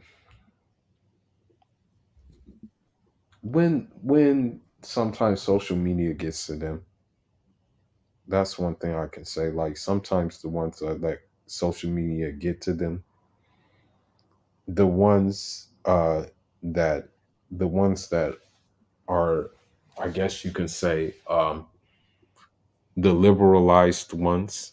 There are a few there, but they're minority. I don't like them. I guess you can say the ones who look at you as a come up. I mean, there's bad everywhere, right? So you have to look out for that too. And yeah, but other than that, I really can't say I dislike any of them. Like dislike anything else about them. I can say that I'm pretty content. Awesome, bro. So, two follow-up questions here, brother, right? Yeah. Um, how do we spot the liberalized Cuban chicks, and how do we spot chicks that want to use you for a come up? Yeah, the ones who usually ones who approach you in packs are looking for a come up. They're kind of looking for you as a come up. You know what I mean? So when they come to you in a pack, that it's kind of like a come up type situation. And then the liberalized ones, typical things, nose rings, colored hair, things like that, kind of almost looking like a boy, like those, okay, stay away from them, so. Facts. But you don't see a lot of them, though. You don't see a lot of them. As a matter of fact, in Cuba, I saw more like beauty supply places and things like that in Cuba on like one street than I've ever seen in like America. They take that serious, but it's more of like a natural tip. They just want to keep themselves up, basically. Awesome, awesome, man. Those colored hair women are goddamn weirdos, man. All right, Yeah. so Mhm. next question for you, brother, is are they submissive and feminine Cuban women? If so, how submissive and feminine are they, brother? And I got a scenario for you, brother. I love when a woman bathes and moisturizes her man. Okay, so for example, you come home from work, okay, a long day at work, 9 to 5.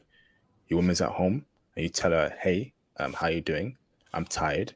Can you come with me to the bathroom, okay?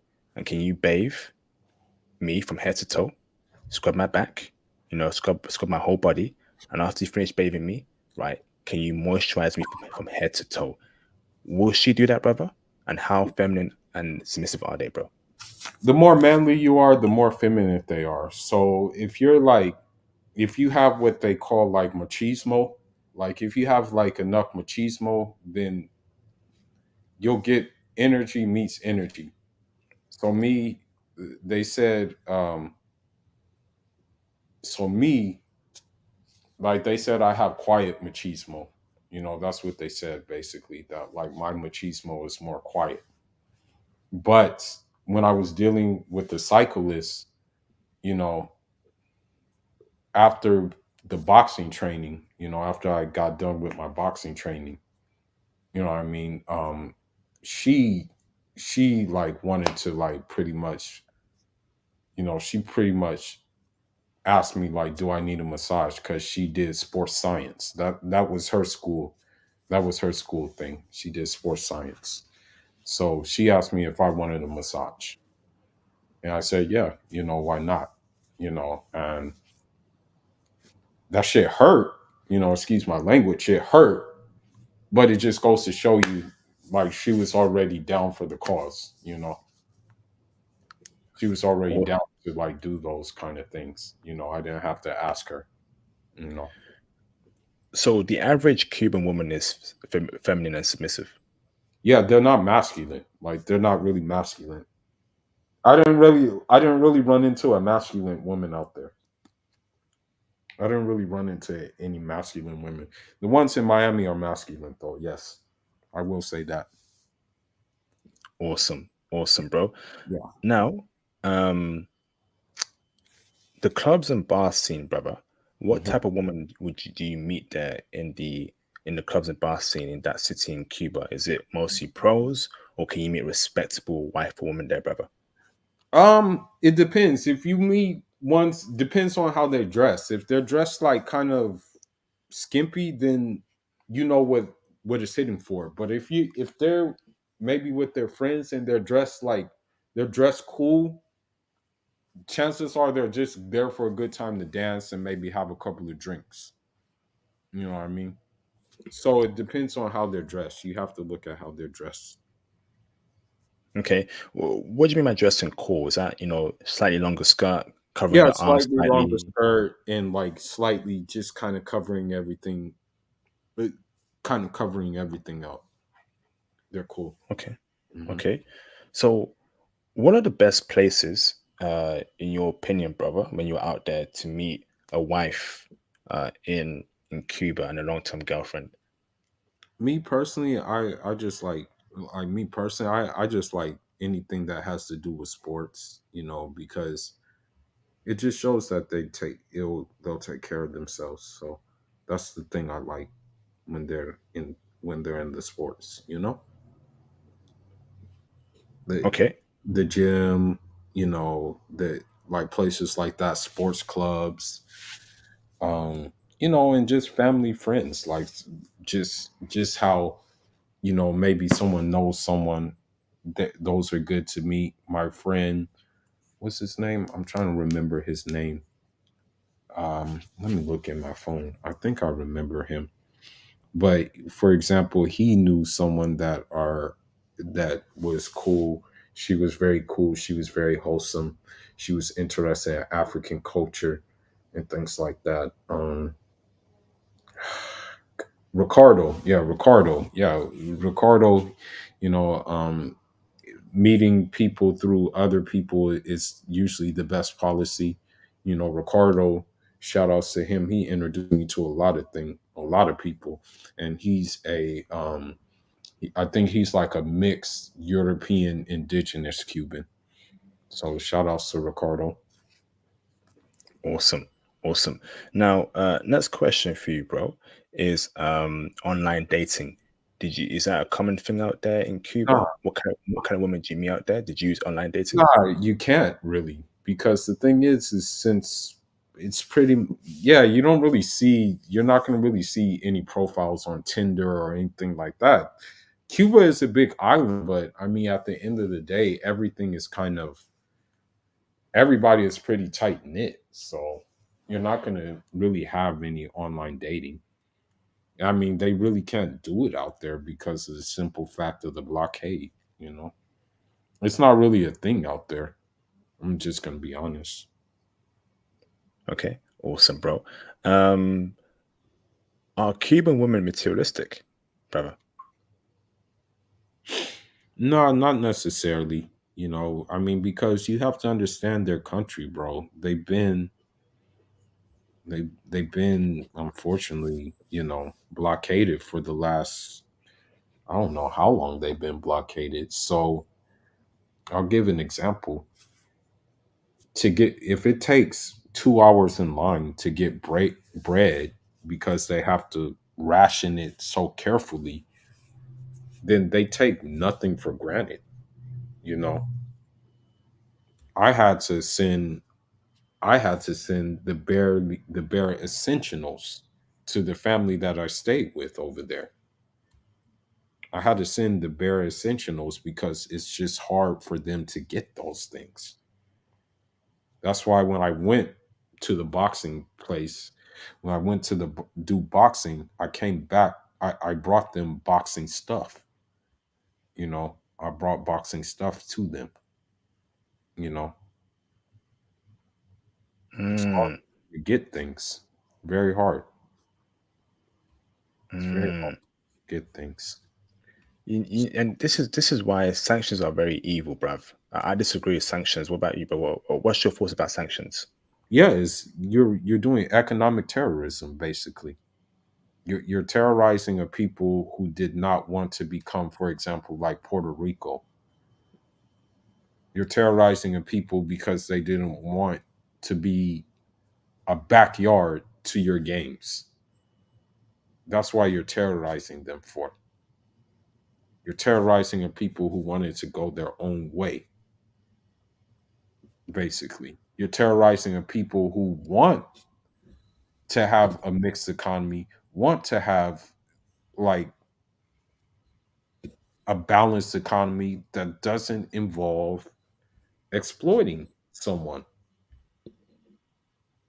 Okay. Mm, When I was there, I did not see any homeless people there. I did not see people begging for money. So you- you're basically terrorizing people who want to make sure that have nots have the necessities. And yeah, I don't agree with what Western nations do to other countries who want to go their own way. I don't agree with it at all. And I don't agree with countries who just yes man mm. to these Western nations because they're afraid of being sanctioned. I don't agree with that either. Same here, bro. Same here, man. And this is why one day I hope we all wake up and the West has lost all its power. and it falls. They have ruining a lot of lives over the past years. Nah, bruv, I'm tired of them. Hopefully they fall very soon and lose their power. So next question for you, bro, is so cold approaching. Can you cold approach out there in Cuba to Cuban women? If so, what was your method in cold approaching? How do you do it, and how can we be successful in cold approaching? Um, yeah, you can do it. Um, I didn't know the Cubans were so big into futsal, so I decided to join a futsal game. And I had to go full fledged futsal. So I had to take off my shoes and also and just go full fledged futsal, play on the pavement. And afterward, like some of the girls came up, and so that's how I was like able to talk to one, you know, like Ola Ketal, total bien, and just like give my background. And so, that's how it worked. Awesome, awesome, bro. Um, how did women cold approach you there in Cuba? Yeah, they did. Okay, and when they cold approach you, what did they say? They were asking about some of my soccer jersey, like if I have one, or football jersey, like if I have one FC Barcelona, they agree with it, or if I have one the jersey from my country or another jersey close to my country, they were asking about um asking about like what country is that and things like that. So that's how that worked, really. Awesome, awesome. Next question for you, brother, is how should men dress out there to attract women in Cuba, brother? How do we dress out there, bro? Yeah, just be casual, but just have yourself collected. I wore what did I wear? Sometime I would wear like we have I don't know, granted they make nice clothes, but I hate that it comes from France. But I wore like they call sportif, like sweats, um with t-shirt, with like just random graphic t-shirt, because it is such a casual country. You can wear, sometimes me, depending if I was going to the store, if I needed something from the store, I would go get I would wear, some shorts with sandals, with socks with my sandals. I can't do the without socks things with my sandals. So yeah, you shouldn't dress too much. You shouldn't try to wear a suit or something like that. Then you'll just look goofy. You know what I mean? Like Mm, walking down the street wearing a suit, you'll look goofy. They'll definitely know you're a foreigner, and then they'll chances are you'll attract the attention you don't want to attract. Me, I try to blend in with the people. That's what I try to do. awesome, bro. And if they do know you're a foreigner, is that a cause for concern? Your No, safety? they'll be more curious. Be more curious about you Awesome, in a brother. good in a good way. So, did you go out to bars and clubs in Cuba? No, not really. I just went to people's houses more, you know, and usually they would have things going on at their house or something, you know. Okay, I Yeah. would love to know how the nightlife is there. Clubs and bars in Cuba, in Mhm. Santiago de Cuba. But if you have no intel there, that's cool, bro. Yeah. Um, are there other cities in Cuba that check for brothers there, or is it the whole country? Um. Yeah. There's a city called Matanzas. It checks. They like black people in Matanzas. You can go to, of course, the capital, Havana. It's full of black people as well. It's just a little bit more quicker than Santiago de Cuba. Um, yeah, pretty much the whole country is gonna. Those are the two major centers, though, is Havana and Santiago de Cuba. Did you go to Matanza, or was that someone told you that like brothers there? No, someone just told me Matanzas is uh uh someone told me Matanzas is very African as well. That's what someone told me basically. Okay. Yeah, Uh, that's yeah, what's the that's ratio? Oh, sorry, go on, bro. no, that's it. What's the ratio of women to men there in Cuba and in that city you were in? Is it more women than men, or more men than women, or 50-50? I would say there's more what you call it, more women than men. Yeah, I would say men outnumber I would say men outnumber women that or women outnumber men. I'll say that. Yep. Okay. Mhm. But men run the country, yeah? Yeah, men run the country. Yeah, for sure. Men run the Good. country. Yep. Fantastic. So now, are there any dangers to be aware of in Santiago de Cuba that brothers need to know? In Santiago de Cuba, Hmm. um, nah, not necessarily. The Or only Cuba in general? Sorry. the only thing to be like just maybe counterfeit goods, like Cuban cigars. Like some people will try to make counterfeit ones, like try to give you counterfeit ones. So if you're planning on bringing some back, just make sure that you're bringing back the real deal Holyfield and not counterfeit ones. Awesome. And should brothers travel alone or in a group there to Cuba? I always travel alone. I'm always gonna say that the only like me, I'm always just pretty much gonna say the only places that I would recommend traveling in a group is those tourist destination places. Those are the only places I'll say like you should travel in a group. But other than that, I'll say not to travel in a group. Awesome. Those are all my questions, bro. Thank you, Base Pillow, for answering my questions so far, brother. Let's get the phone lines open. So, brothers, I hope this was a great, informative live stream for you, brothers, about Cuba and Cuban women. Please call in if you have any questions. If you can't call in, please hit your questions in a super chat or PayPal. That'd be greatly appreciated. And of course, brothers, the explicit version of this stream is on Patreon right now. I did a recording last year with a brother who broke down how freaky Cuban women are in the bedroom. So go on my Patreon right now and join the Patreon. If you want to get onto an IT plan with me, okay, join the platinum tier on my Patreon. I want to get you brothers into IT, and of course, book your IT consultations to kickstart your IT career. Let's get the phone lines open, Mr. Bass Polo. And brothers, hit the Can you give PayPal. me like 5 minutes? Of course, brother, of course. So he'll be back in 5 minutes, brothers. Make sure you support as well, brothers, man. We only got 7 super chats, and we have over 70 people. Y'all gotta support more, man. Hit the PayPal, hit the super chats.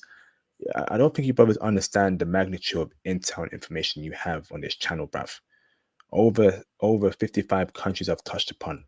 You know, brothers are earning big money due to my mentorship, due to my Python classes, traveling, using my intel. I spoke to a brother last week that told me, um, uh, uh, you know, the information right on my channel is helping them navigate all around the world, bruv.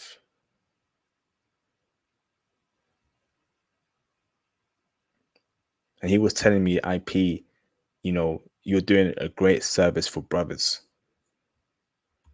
Y'all gotta support, bruv. Y'all gotta hit the like button, hit the donations, because you're really set up for success on this channel, man. This channel is offering solutions. Solutions, man. Literally solutions. Okay. Let's open up the phone lines, man. Phone lines. Call in. Okay, we'll wait for the brother to confirm he's back, and I'll open up the phone lines. But yeah, man, teaching brothers Python every week, getting brothers into IT. You got the Patreon as well. You got finance information on the Patreon. You got IT information on the Patreon. Solutions, man. Because I'm sick and tired of the West, bruv. Goodness, man.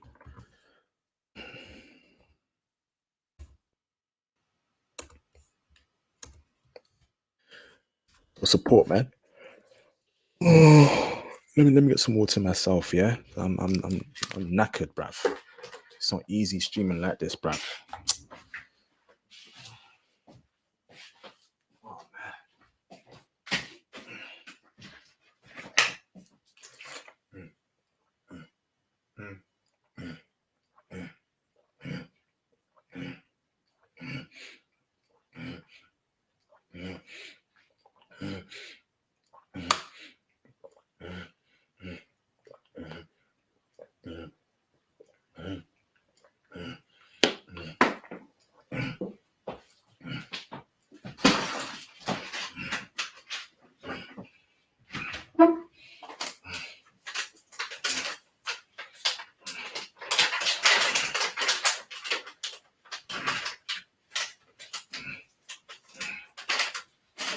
Oh yeah. That's a good, man. That's a good idea, man. Oh yeah. Okay. So let's wait for Base Polo to confirm. Okay. Once again, brothers, man, join the Patreon, Platinum tier, or the IP Lightning tier. Onto IT plan with me, brothers, man. You haven't got a choice. Okay? You haven't got a choice, brothers. IT will break you out the matrix. IT will break you out the matrix, man.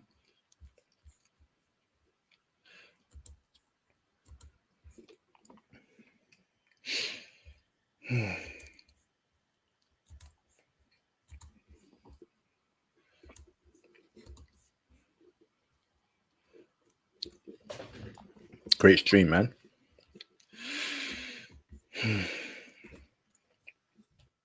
Patreon, cop the merch, book your consultations. Everything is in the description. Everything is in the description box below. All the links.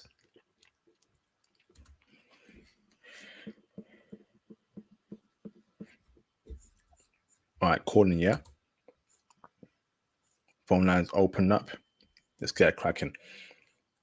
Shout out to Mr. Marvin Lloyd for the $2 Canadian super chat. Are there lots of light-skinned women there in Cuba? Great question there, bro.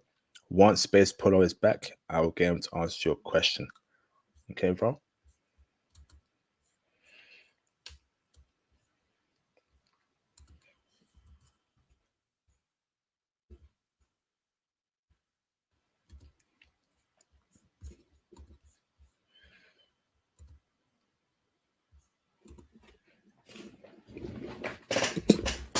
Okay, well, how y'all doing, brothers, man? Was this a great live stream? Press A1 in the live stream chat if you really enjoy this live stream.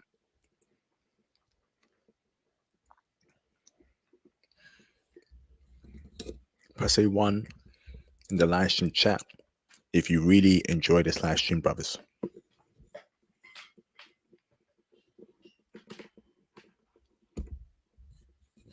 Okay, I'm back. Sorry about that.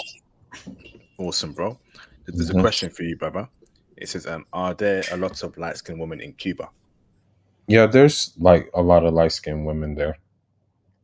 As I said, you get the ones that look that are mulatto, and most of the mulattoes are light skinned. Awesome, bro. Awesome. All right, brothers, call in. Call in if you have any questions for our guests. I'm going to give you, brothers, a couple minutes, okay? If not, we shall end the stream early.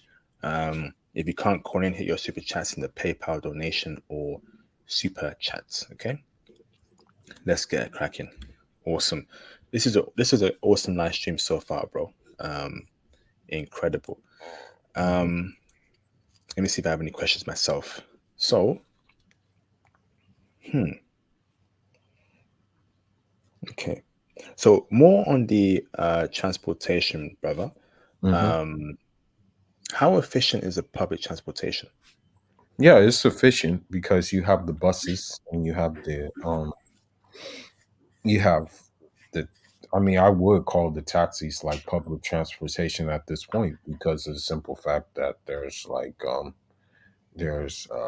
you know they're so common that they're pretty much like taxi. They're pretty much like public transportation, you know.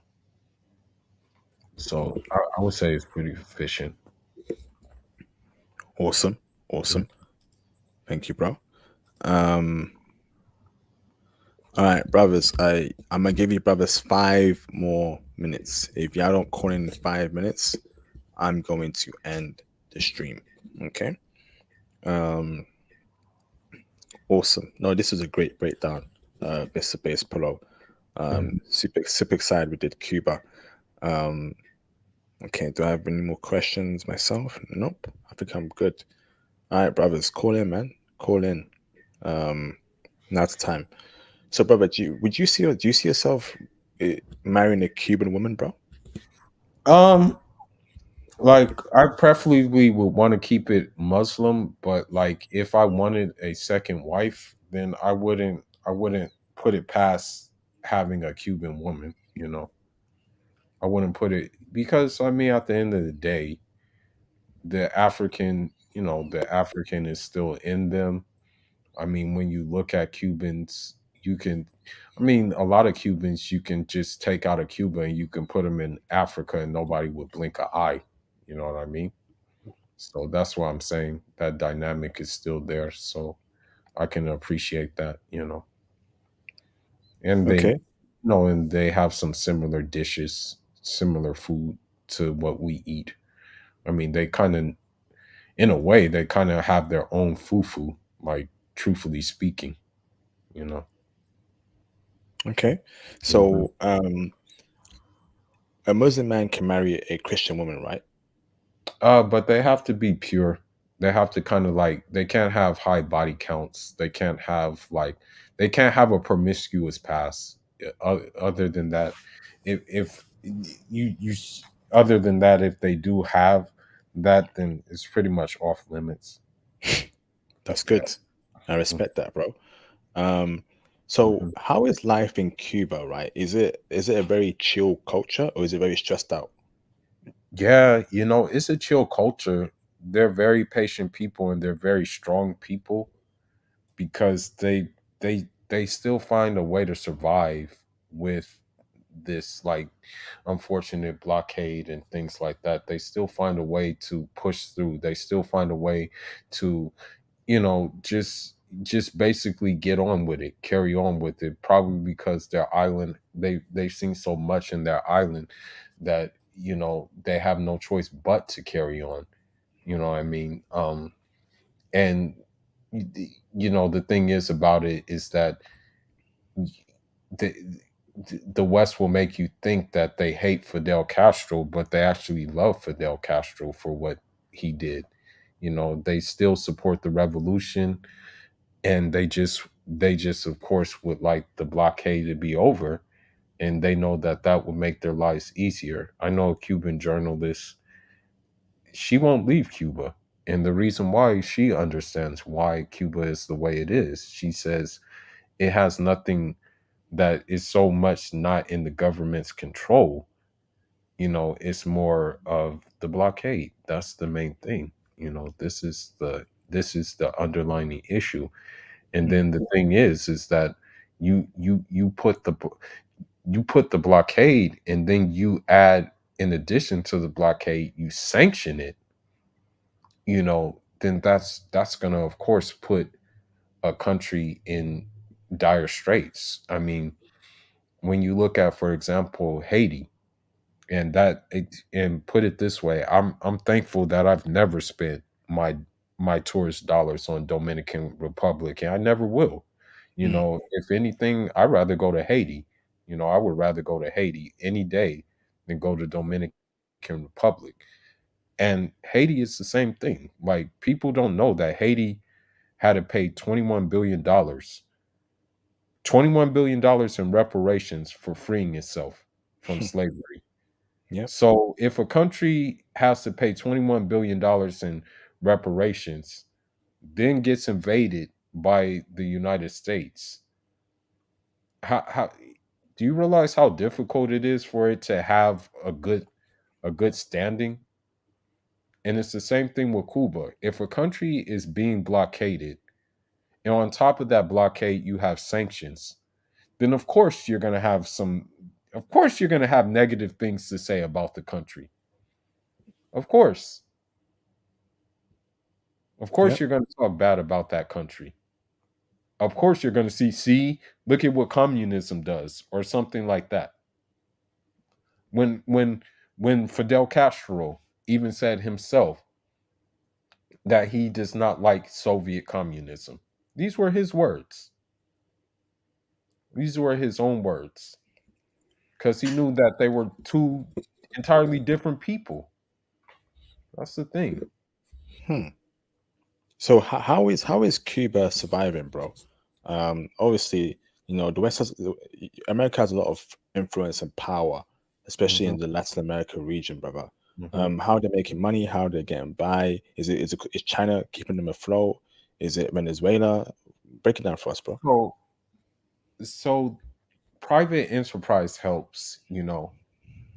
Private enterprise helps. Um, Also, as crazy as it sounds, like, certain Cubans who send remittances to Cuba from abroad, be it Spain, be it different places that they are abroad, helps Cuba stay afloat. Like, that foreign currency does help.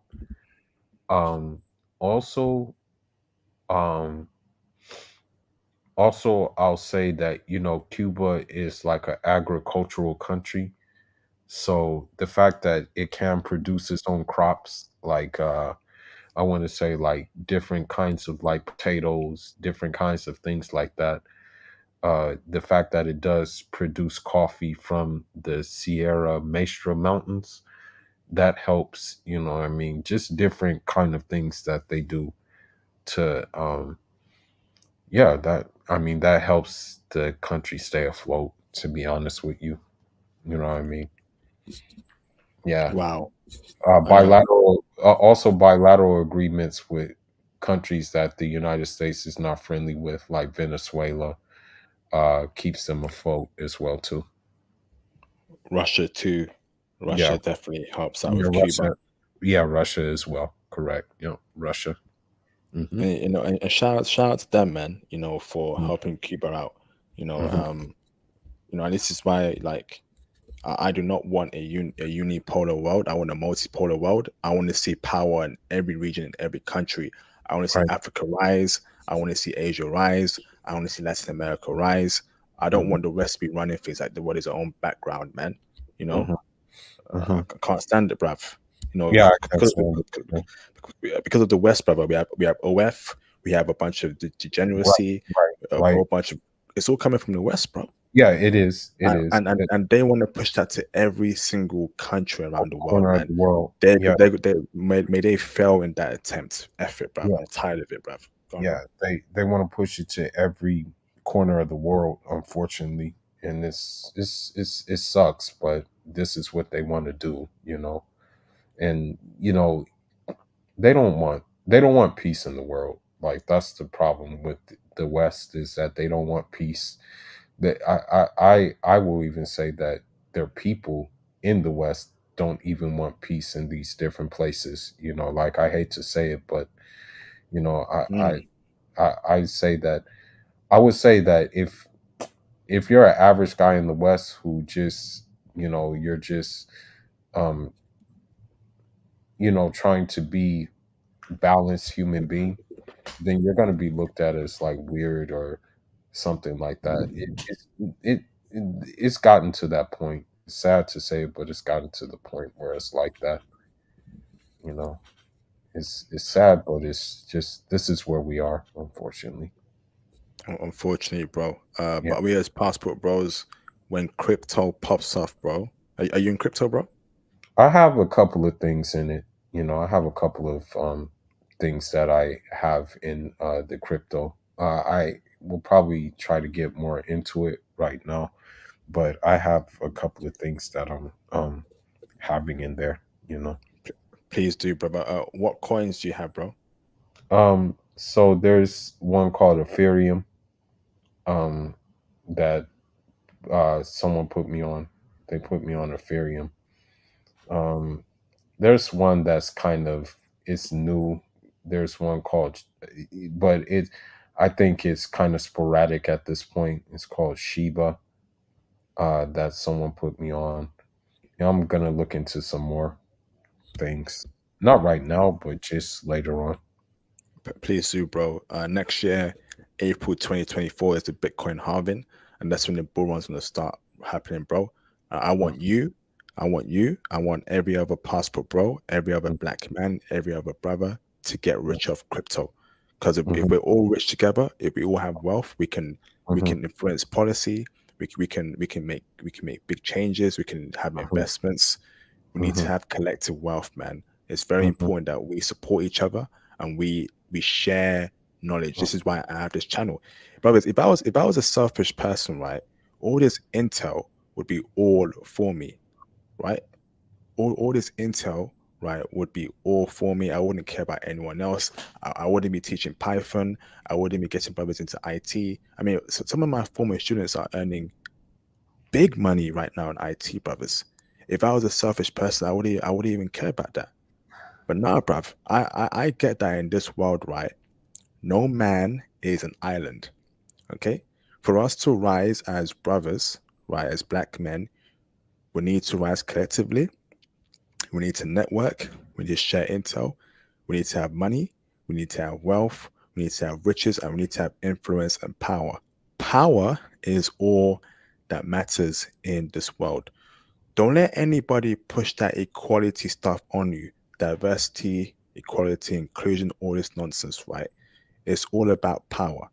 If you have no power, if you are powerless, you will get mistreated. Currently, us as black men, we have no power. Therefore, we get mistreated and we get disrespected. I'll keep it a stack, bruv. I will keep it a stack. Power is everything in this world, right? Why do you think, China and Russia and Africa right now? They want more power. They want more resources. Why do you think the West does what it does? Right, with the nukes, the military bases, it's all about power, bruv. Shout out to Mr. Marvin Lloyd for the $2 super chat. What's the best time of the year to go to Cuba? That's a question for you, bro. I would say since it has year-round seasons, it is good to go in April, spring, and things like that. Sometime though, I will say that it does have some kind of heavy rain sometimes, so you just want to be careful about that. Um, because there is sometimes rain, so I would say just watch out for that. Um, I would go during the spring, basically. It's the best time, I think. Spring. Facts. Yeah, spring Thank is good. Yeah, spring is good. You know, it may be a little humid, but it'll still be bearable. That's the thing. It's gonna facts. be it's gonna be bearable. You won't have to go. You won't suffer, so to say. Awesome. Thank you, bro. Mhm. So carrying on, my comments here, right? Power, right? Imagine if 100 passport bros made 100 million of crypto, right? And then they all agreed to set aside $1 million to do business, to build a product, to build a company. Ain't no one gonna mess with us, man. And that's what I want. I want us to dominate IT. I want us to flood IT. I want us to run IT and then get this crypto game coming up. You know, every one of you must get into crypto without a single doubt. And that's why I am planning streams on crypto very, very soon. You know, because we need that collective wealth, that influence and power, bruv. I got big plans, bro. Okay, I want it all, and I want my brothers as well to want it all. I want that power, and I want you brothers to have that power too. For us to have power, we need to get our money up, wealth, and we need to dominate an industry, and we got to think in unison. We need to think and move in unison, bruv. Ain't that right, Base Polo? Yeah. I think everybody have a different position that they can play, and I think that they just need to play the position. That's how I feel. I feel that everybody have something that they can contribute, that will be better for the will be for the greater good. That's how I feel. Facts, bro. Facts. Mhm. Um, but you want to carry on speaking, brother? We're at Well, yeah, almost we can speak longer. I'm good. Like I have nothing right now. I have okay. nothing going on. Yeah. If Awesome. you All right, want to brothers. talk some, Feel if free you to go on, bro. yeah, if you want to speak about more things, then we can speak about more things. Yeah, that's fine. Yeah. Awesome. All right, brothers. Feel free to call in. The link is pinned. All right. Um, Again, if you're into crypto, type in the live stream chat what crypto we shall be investing in. We got to be invested in. That will give us a lot of gains. Shout out to Mr. Trust Truth for the. Is that 1,000 yen? Brother, are you currently in Japan? Trust Truth?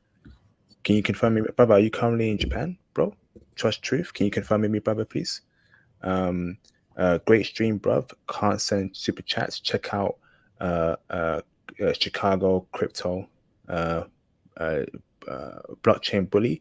You're looking for programmers. He's really building his DeFi knowledge is next level, brother. If you can put me in touch with him, brother, um, we can definitely network. And obviously, as we're building an IT base here, maybe someone from my IT network can help him out there, brother. We got to start thinking like that. So, bro, absolutely, man, absolutely. If I can help out in any way, that would be great, bro. And you're currently in Japan. That is like a yen symbol. So feel free to call in Trust Truth if possible. That'd be great, bro. Awesome. Um, yeah, bro. It's all about power, right? And as brothers, right, we are too much in the sidelines. We're not in the thick of things. All right, Trust Truth, can you call in, brother? Where in Japan are you in, brother? And can you call in if possible? Like the white man, he does.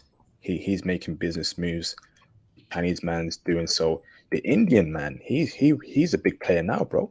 You Yeah, hear I about know. you hear about what India did in Canada. I don't want to go too deep into it, Yeah, yeah, but yeah. they they did some crazy stuff in Canada. I'm like Hmm. India, they're moving like that. They're Yeah, yeah, sending they are. they're sending things to space. Hmm. They're very rich and wealthy and prosperous, Hmm. right? In in America, Hmm. right? In the UK, they're CEO to directors. Hmm. Indians are coming up, brothers, man. Hmm. Indians are coming up. So we They are. can't be we can't be in the sidelines, bro. What's your thoughts about Indian people, bro? And their power So, moves. so, so, while trying to be politically correct, um, they're making power moves, but as a culture and as like just society speaking, I don't really move. I don't really rock with them. Like especially like ones who come to Africa and then they have a sense of entitlement and things like that. I don't really rock with them. But what they're doing in BRICS, um, what they're doing overall, it is a force to be reckoned with. You know what I mean? But I think that there will be others to maybe trump them, but they are definitely doing, like, they're definitely, I guess you can say, letting their cojones hang. You know what I mean? They're doing that. I'm not going to sit here and cap and act like that they're not doing that. They're doing that. You know what I mean? Mm. But as people and stuff like that, I kind of distance myself from them. You know, just Fair from enough, bro. yeah. But I think we can respect that. they're making major geopolitical moves. Correct. They have a Correct. lot of wealth in the US. They're becoming the CEO of Google, CEO of Correct. Microsoft. I Correct. mean, they're just making a lot of power moves, man. And I Correct. want to be, I want us to be in that position in the future, bruv. You know, I Correct. want us to be doing that stuff, making big moves. But it won't be from the current black community. It'll be from us, the passport bros. I personally believe the black community is done for in the UK and in America. I can speak for myself in the UK. The black community here is abysmal, dysfunctional, um, you know, behind in everything. You look at the UK stats, low home ownership rates, you know, lack of power, you know, doing bad in schools. Oh Hmm. man, it's just too much stuff, man. I give Right. up on the black community. The Right. passport bro is my new community, and I'll say it with my chest hanging out, brother. Would you Mhm. agree, Base Polo? Well, me personally, as an African, like continental African, I always just respect those who respected me. And I can just see that, just between them, there isn't really any respect between them. So I can't really expect them to respect me, so that's why I was just like, okay, I go my own way, you know what I mean? And whoever wants to come along, they come along, and whoever doesn't, that's fine.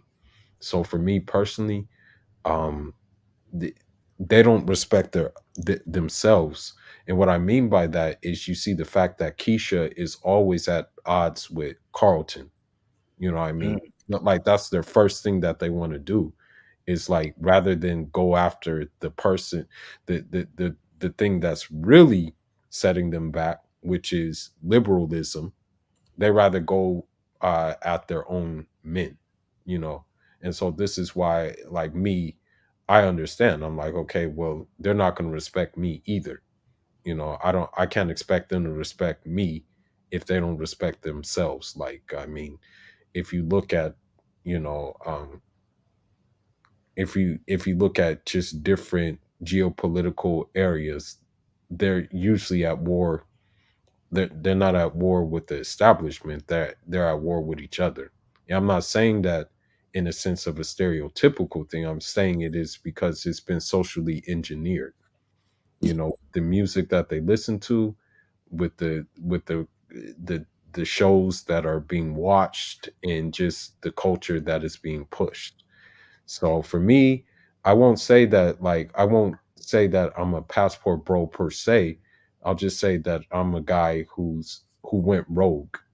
I'm a African who went rogue, who didn't desire to assimilate.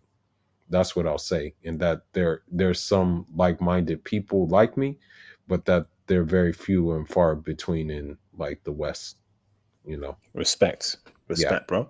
So let me bring in Mr. Trust Truth in the background. How you doing, Trust Truth? Trust Truth. Yeah, You hi. there, bro? Yeah. Yeah. Can you hear me? Hi, can you hear me? Yeah. Can you hear me, bro? Yeah, I can hear you loud and clear. What's Oh, good? bro. All good, brother. You're English, bro. You're British, Yeah, bro. yeah, I'm from the UK. Hey, good stuff, man. Good stuff, bro. How you keeping, man? You good? Yeah, yeah, I'm good. I'm good. I'm living in Japan at the moment. I've just really caught your live streams and your channel probably about a few weeks ago. So I think you're doing some really good stuff. So I'd like to connect you with other people doing really good stuff in the space that you can actually really connect with, especially what you're building and with what he's building as well. Yes, please, brother. I put my IG in the private chat. I'm not sure if you've seen it, brother. That's my IG. If you can send me a DM, bro, and let's definitely chop it up, brother, in person. That'd be Yeah. great, please, bro. Yeah, Awesome. I sent you a DM and you kind of replied to me, but I think we need to chop it up a lot more because once you get the understanding of what this guy's doing, he's been well in advance of everybody else. It's like someone that knows the law. He knows the ins and outs entirely in this space. And he's doing things for the community up and down America, all over the world, brothers, sisters, everyone. and he's trying to build like the children into the crypto space, which just means DeFi with the DeFi financial stuff. He is on point. Like, he knows stuff that other people doesn't know, and he's building things into the DeFi platforms for his people, and he wants people to be independent as well. That's the reason why I think in his last YouTube video, or the last couple ones, he's mentioned that if you can get brothers, programmers, they can do some amazing things, because he's got the mind to do this. You know, that's what he's looking for. Jigsaw puzzle, you are connection. That's all I'm going to say. Awesome. Thank you, brother. So where are you in Japan right now? I'm kind of like near Kobe, so I'm Hyogo. Okay. And what are you doing in Japan? Are you working there as a holiday? I'm living, working there. So like, I'm an English teacher, per se, kind of thing. But I've been doing other things as well, trying to bring business over here, because my cousin's got some sauces, Jamaican jerk sauces, blah, blah, blah. You know, so I'm currently trying to launch that over here and around Asia, if that makes any sense. Fantastic, bro. Once again, brother, the platform's open for you, brother, for you to advertise that, bro, on the channel. So when it's ready, brother, you let me know. And of course, brother, we'll set up a live stream, brother. Absolutely, bro. That's what I love to hear, and that's what brothers should be doing, investing all around the world and bringing business there for brothers, owned by brothers. Absolutely, bro. That's what I love hearing, brother. I wish you all the best and success there, bro. I'm looking forward to interviewing you in the future once that's set up, bro. So, brother, how are the women treating you there, bro? Are they checking for brothers? I'm going to say, obviously, I prefer Tokyo rather than Osaka. I know a lot of people prefer Osaka, but because I'm quite far away from there, where I am at, they're a little bit too shy, if that makes any sense, where I am. Whereas if I was in Tokyo, I was pulling them off the streets. They're walking back from work. Okay, come. Hello, how you doing? Come on this way. Straight into a coffee shop. Straight to the room. That's how I had it in Tokyo. So coming down here, it's a very, very kind of like, you don't really speak to strangers kind of thing where I'm actually at. So it's kind of like, I need to get back into Tokyo or venture into Osaka. But I don't really kind of mix, because I've got I've got people down here still, but I'm not really mixing at the moment. Okay, so you're saying Tokyo is very good to you. So you would cold approach women easily, and then it was so easy for you, brother, as a dark skinned brother. Yeah, easy. Like straight away, you do the whole introduce yourself, hello, or pretend that you're lost, and you get them, and you get talking to them, and come on, jump in, let's go. Do you know what I mean? It was easy like that, and there were some outstanding figures. That's all I'm going to say. Really kind of, I'm pretty picky and choosy about what I'm not going to just pick up any old thing. If something makes my head turn, then I'm going to go after it, if that makes any sense. Wow. So Japanese women in Tokyo love brothers. You can confirm that. I don't, you see, the thing is, I don't think of myself in that way when I go anywhere. I just think of myself as a human being. And if they say no, they say no. If they say yes, it's good. So I'm not really into the whole kind of, oh, I'm a brother, so I've got to kind of like move differently. I'm just going to be me. I'm not going to move the way I move. And if they want me, then they want me. Obviously, my skin color tells them everything. So that's how I look at it. That's how I look at things, if that makes any sense. Okay. So your niche of women in Tokyo, were you targeting like the professional 30s chick, or were you targeting like college woman, brother, university chicks? More professional. Like, I mean, the women that I would kind of meet on the streets, I mean, obviously I would, when I'm walking, I would target them, like, so if they're walking towards me, then I'd kind of do a U-turn and go, hey, you know what I mean, and just kind of talk to them nicely, what you're doing. And if they're interested, they'll come for, if they got the time, or if they're interested, then they'll come for a quick drink, and then whatever's next. I think it's a little bit, sometimes it's a bit of a waste of time trying to get their line and things like that, because they can kind of blow you out, if that makes any sense. You've got to go from, you know, initial chat to straight to the game, if that makes any sense. Okay, But so speak to yeah, her yeah. and smash her on the same day. Try to smash them on the same day, but don't kind of be overly aggressive. You know, you've just got to test the waters. And obviously, if they're really interested in you, you don't really want to kind of push it too much. Well, I've took a few from walking on the street, straight to a coffee shop, because once you've got a location, your own location, you can take them from the coffee shop to upstairs. That's what I'm saying to you. Bruv, is that easy? What, on the same day, bruv? Wow.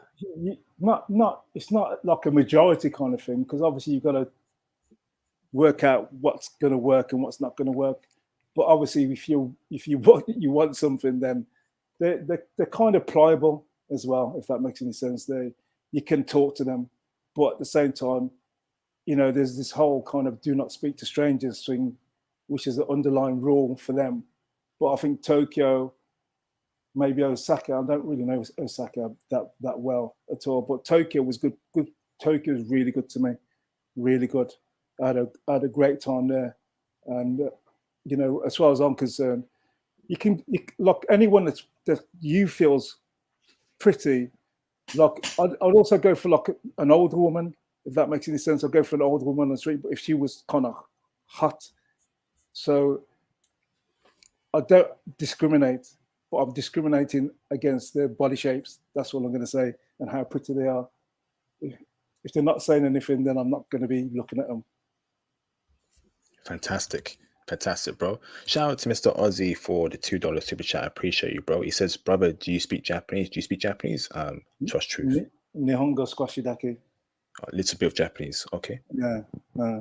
That's probably one of my weakest points in my game, but I can use what little I know, and then also get them to kind of help me, and then we kind of mix and match it, if that makes any sense. Sugoi. Let's say we got to get you on the channel for an interview, brother, if you're happy to do that, brother, about your life in Japan so far. It's not been that exciting since I moved from Tokyo, but I think like when I was in Tokyo, it was exciting.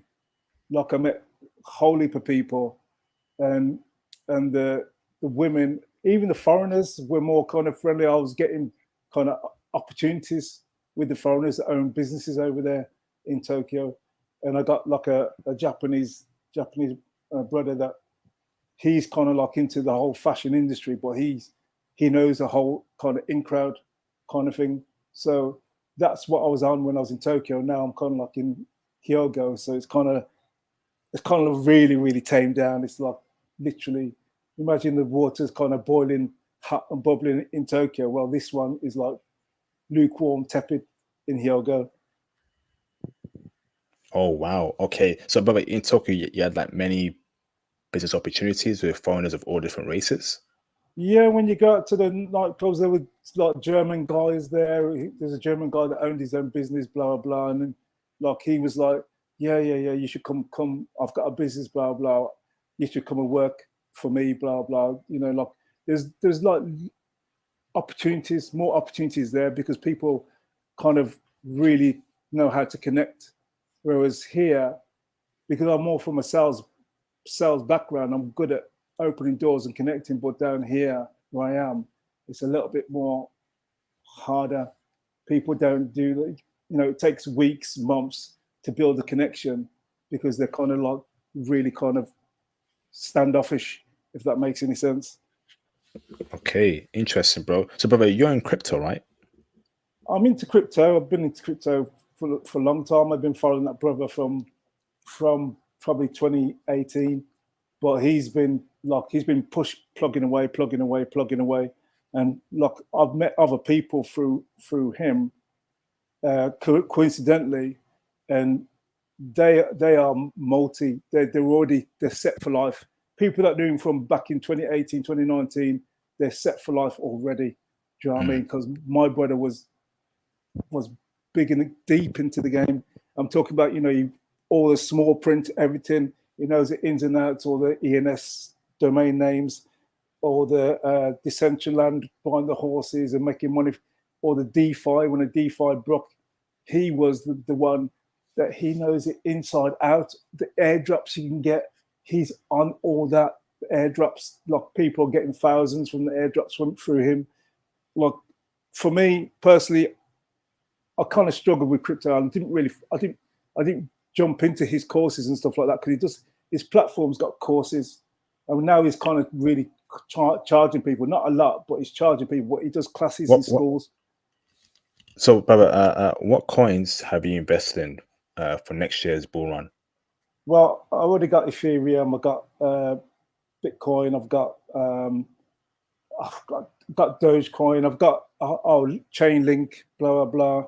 I've got a lot, but the ones that I'm not really been looking at this space at the moment, but I'm going back into it again because there's a certain period of time, like now, when the market's down from September, October, and then you need to be buying here now, and then obviously next year when things kick off, you need to be setting your positions already, if that makes any sense.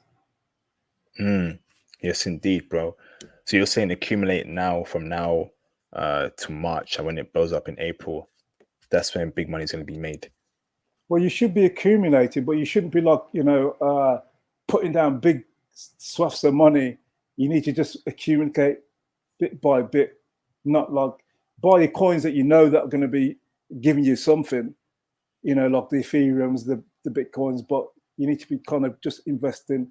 And the smaller coins, the ones that have got some kind of build behind them that nobody really knows about as yet, I would definitely invest a little bit into that as well.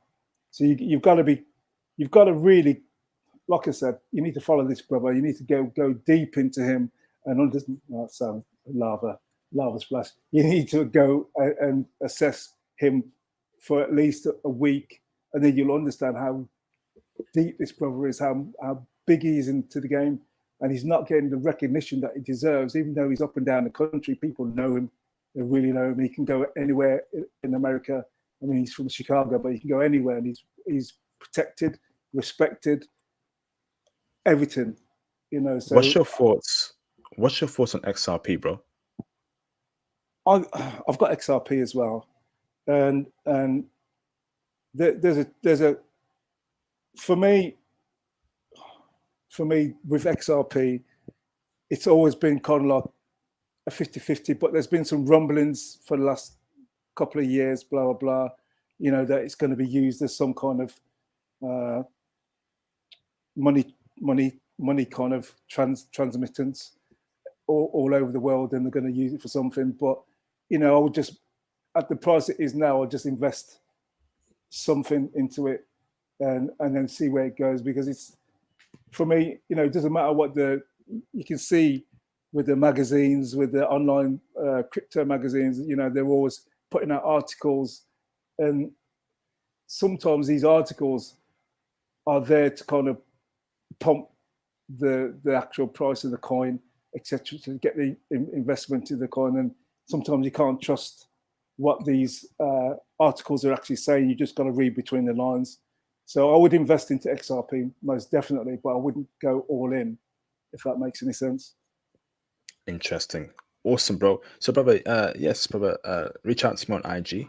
Let's keep in touch, bro. And welcome to the channel, brother. You found me in the last couple of weeks, and I hope the channel has been very useful towards you, brother. And I want to get your experience on here in the future, but we'll speak privately. Okay, sounds good. I mean, I need to kind of start putting myself out a bit more. I've kind of retired a lot more in Japan, but I'm going to start making, now I've met your channel, I'm going to start making some moves and connecting with more people. Yes, please, brother. Please reach out to me, brother. And yes, looking forward to speaking to you very soon, brother.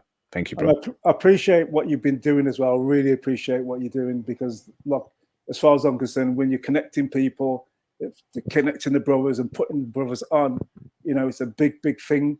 I like the chats and like the videos that you're doing.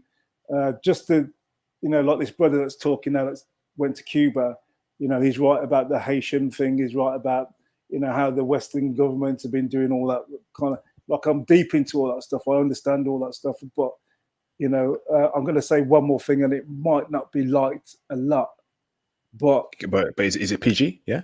yeah, it's PG. Go on, bro. Yeah, it's to do with the word black, and that is something that's been given to us by the colonial masters, so-called colonial masters. And before, if you look into America, there was, they changed from native Indians to, he went to Negroes, then he went to, obviously niggers and Negroes, and then went to coloreds and then blacks. And if you notice on the forms that we're filling and signing, what color are you? If you really do your real deep research, the word black has a real bad connotation, real bad meaning. It's a negative meaning, and we're not actually black. They give us that color. I'll give you someone that you need to follow on Instagram as well. He'll break it all down for you because we are really kind of cursing ourselves by calling ourselves black, if that makes any sense. I mean, people are proud. They give us all these. If you know about the black boule or the boule, then you'll know that they are the ones that lead us into certain things. It's the whole thing, like like the hip hop community back in the 70s, 80s, and all of a sudden someone decided to say, "Oh, you know what? We should call ourselves niggers." So bro. You make sure you code it, brother, please. Avoid saying the N word, please, bro. Okay, we should call ourselves the N word, and to take away the power from these people. But it wasn't. They told to give this suggestion so we could make it into a trend, and that's the reason why we call ourselves the N word today. They popularized it between ourselves. It's all the things that they do. It's just like the NWA. They were pumping out, like hip hop changed from positivity to hate, but that was fueled through the prison pipeline and also that when that happened, all that happened, everything changed. It wasn't by accident. So what I'm saying is people need to be aware that all this rap hip hop music, I stopped listening to it back when NWA kind of bust. Anything before that era was good stuff. That's all I'm going to say. But the word black, I'd get rid of that, because we've been tricked into saying that, calling ourselves that. And I'll give you someone on Instagram that you need to, a couple of people on Instagram that you need to follow, and you'll understand. They break it down by the laws and everything else like that. There's a black and white. The black and white thing is difficult to explain, but technically, they give us these colorisms on purpose as a divider, and okay, bro. That's what I'm going to say. But thank you very much, and we'll speak peace soon. out. Yeah, speak soon. Peace out. All right. Thank you, Trust Truth. Appreciate you, brother, for calling in. Thank you, bro. So let's wrap it up. Mr. Bass Polo, you still there, bro? Yeah, I'm still here. Yeah, I'm here. Awesome, brother. So let's wrap it up, bro. So you got any closing statements, bro? Just thank you for allowing, like, having this this platform. Although, like, I just consider myself like a man who, like, is a man who's looking for better options outside of the West, based on society and based on the economy speaking. Um, Based on the economy, that's how I view this whole thing as, because although, like, women do play a big part in the women are supposed to play a pivotal role in your overall well-being, because they're going to raise your kids. They're going to be the mother of your kids. They're going to be who you decide to commit your life to. At this point, it's just second nature for me. It's just like a afterthought for me. I'm looking at just basically what's happening overall in the Western society. So thank you for giving this platform to allow me to express like why I do what I do, the reasons why I do what I do. Amazing, amazing. Thank you, bro, for coming on here and breaking down your experience with Space Polo. Stay on the line, brother. I want to speak to you after once I end the stream, so stay on the line, bro. So, brothers, thank you very much for joining in. Go on the Patreon to hear the X-rated and explicit version of this live stream about Cuban women. Get on my IT mentorship plan on the Patreon. Join the Platinum tier or the IP Lightning tier. Okay.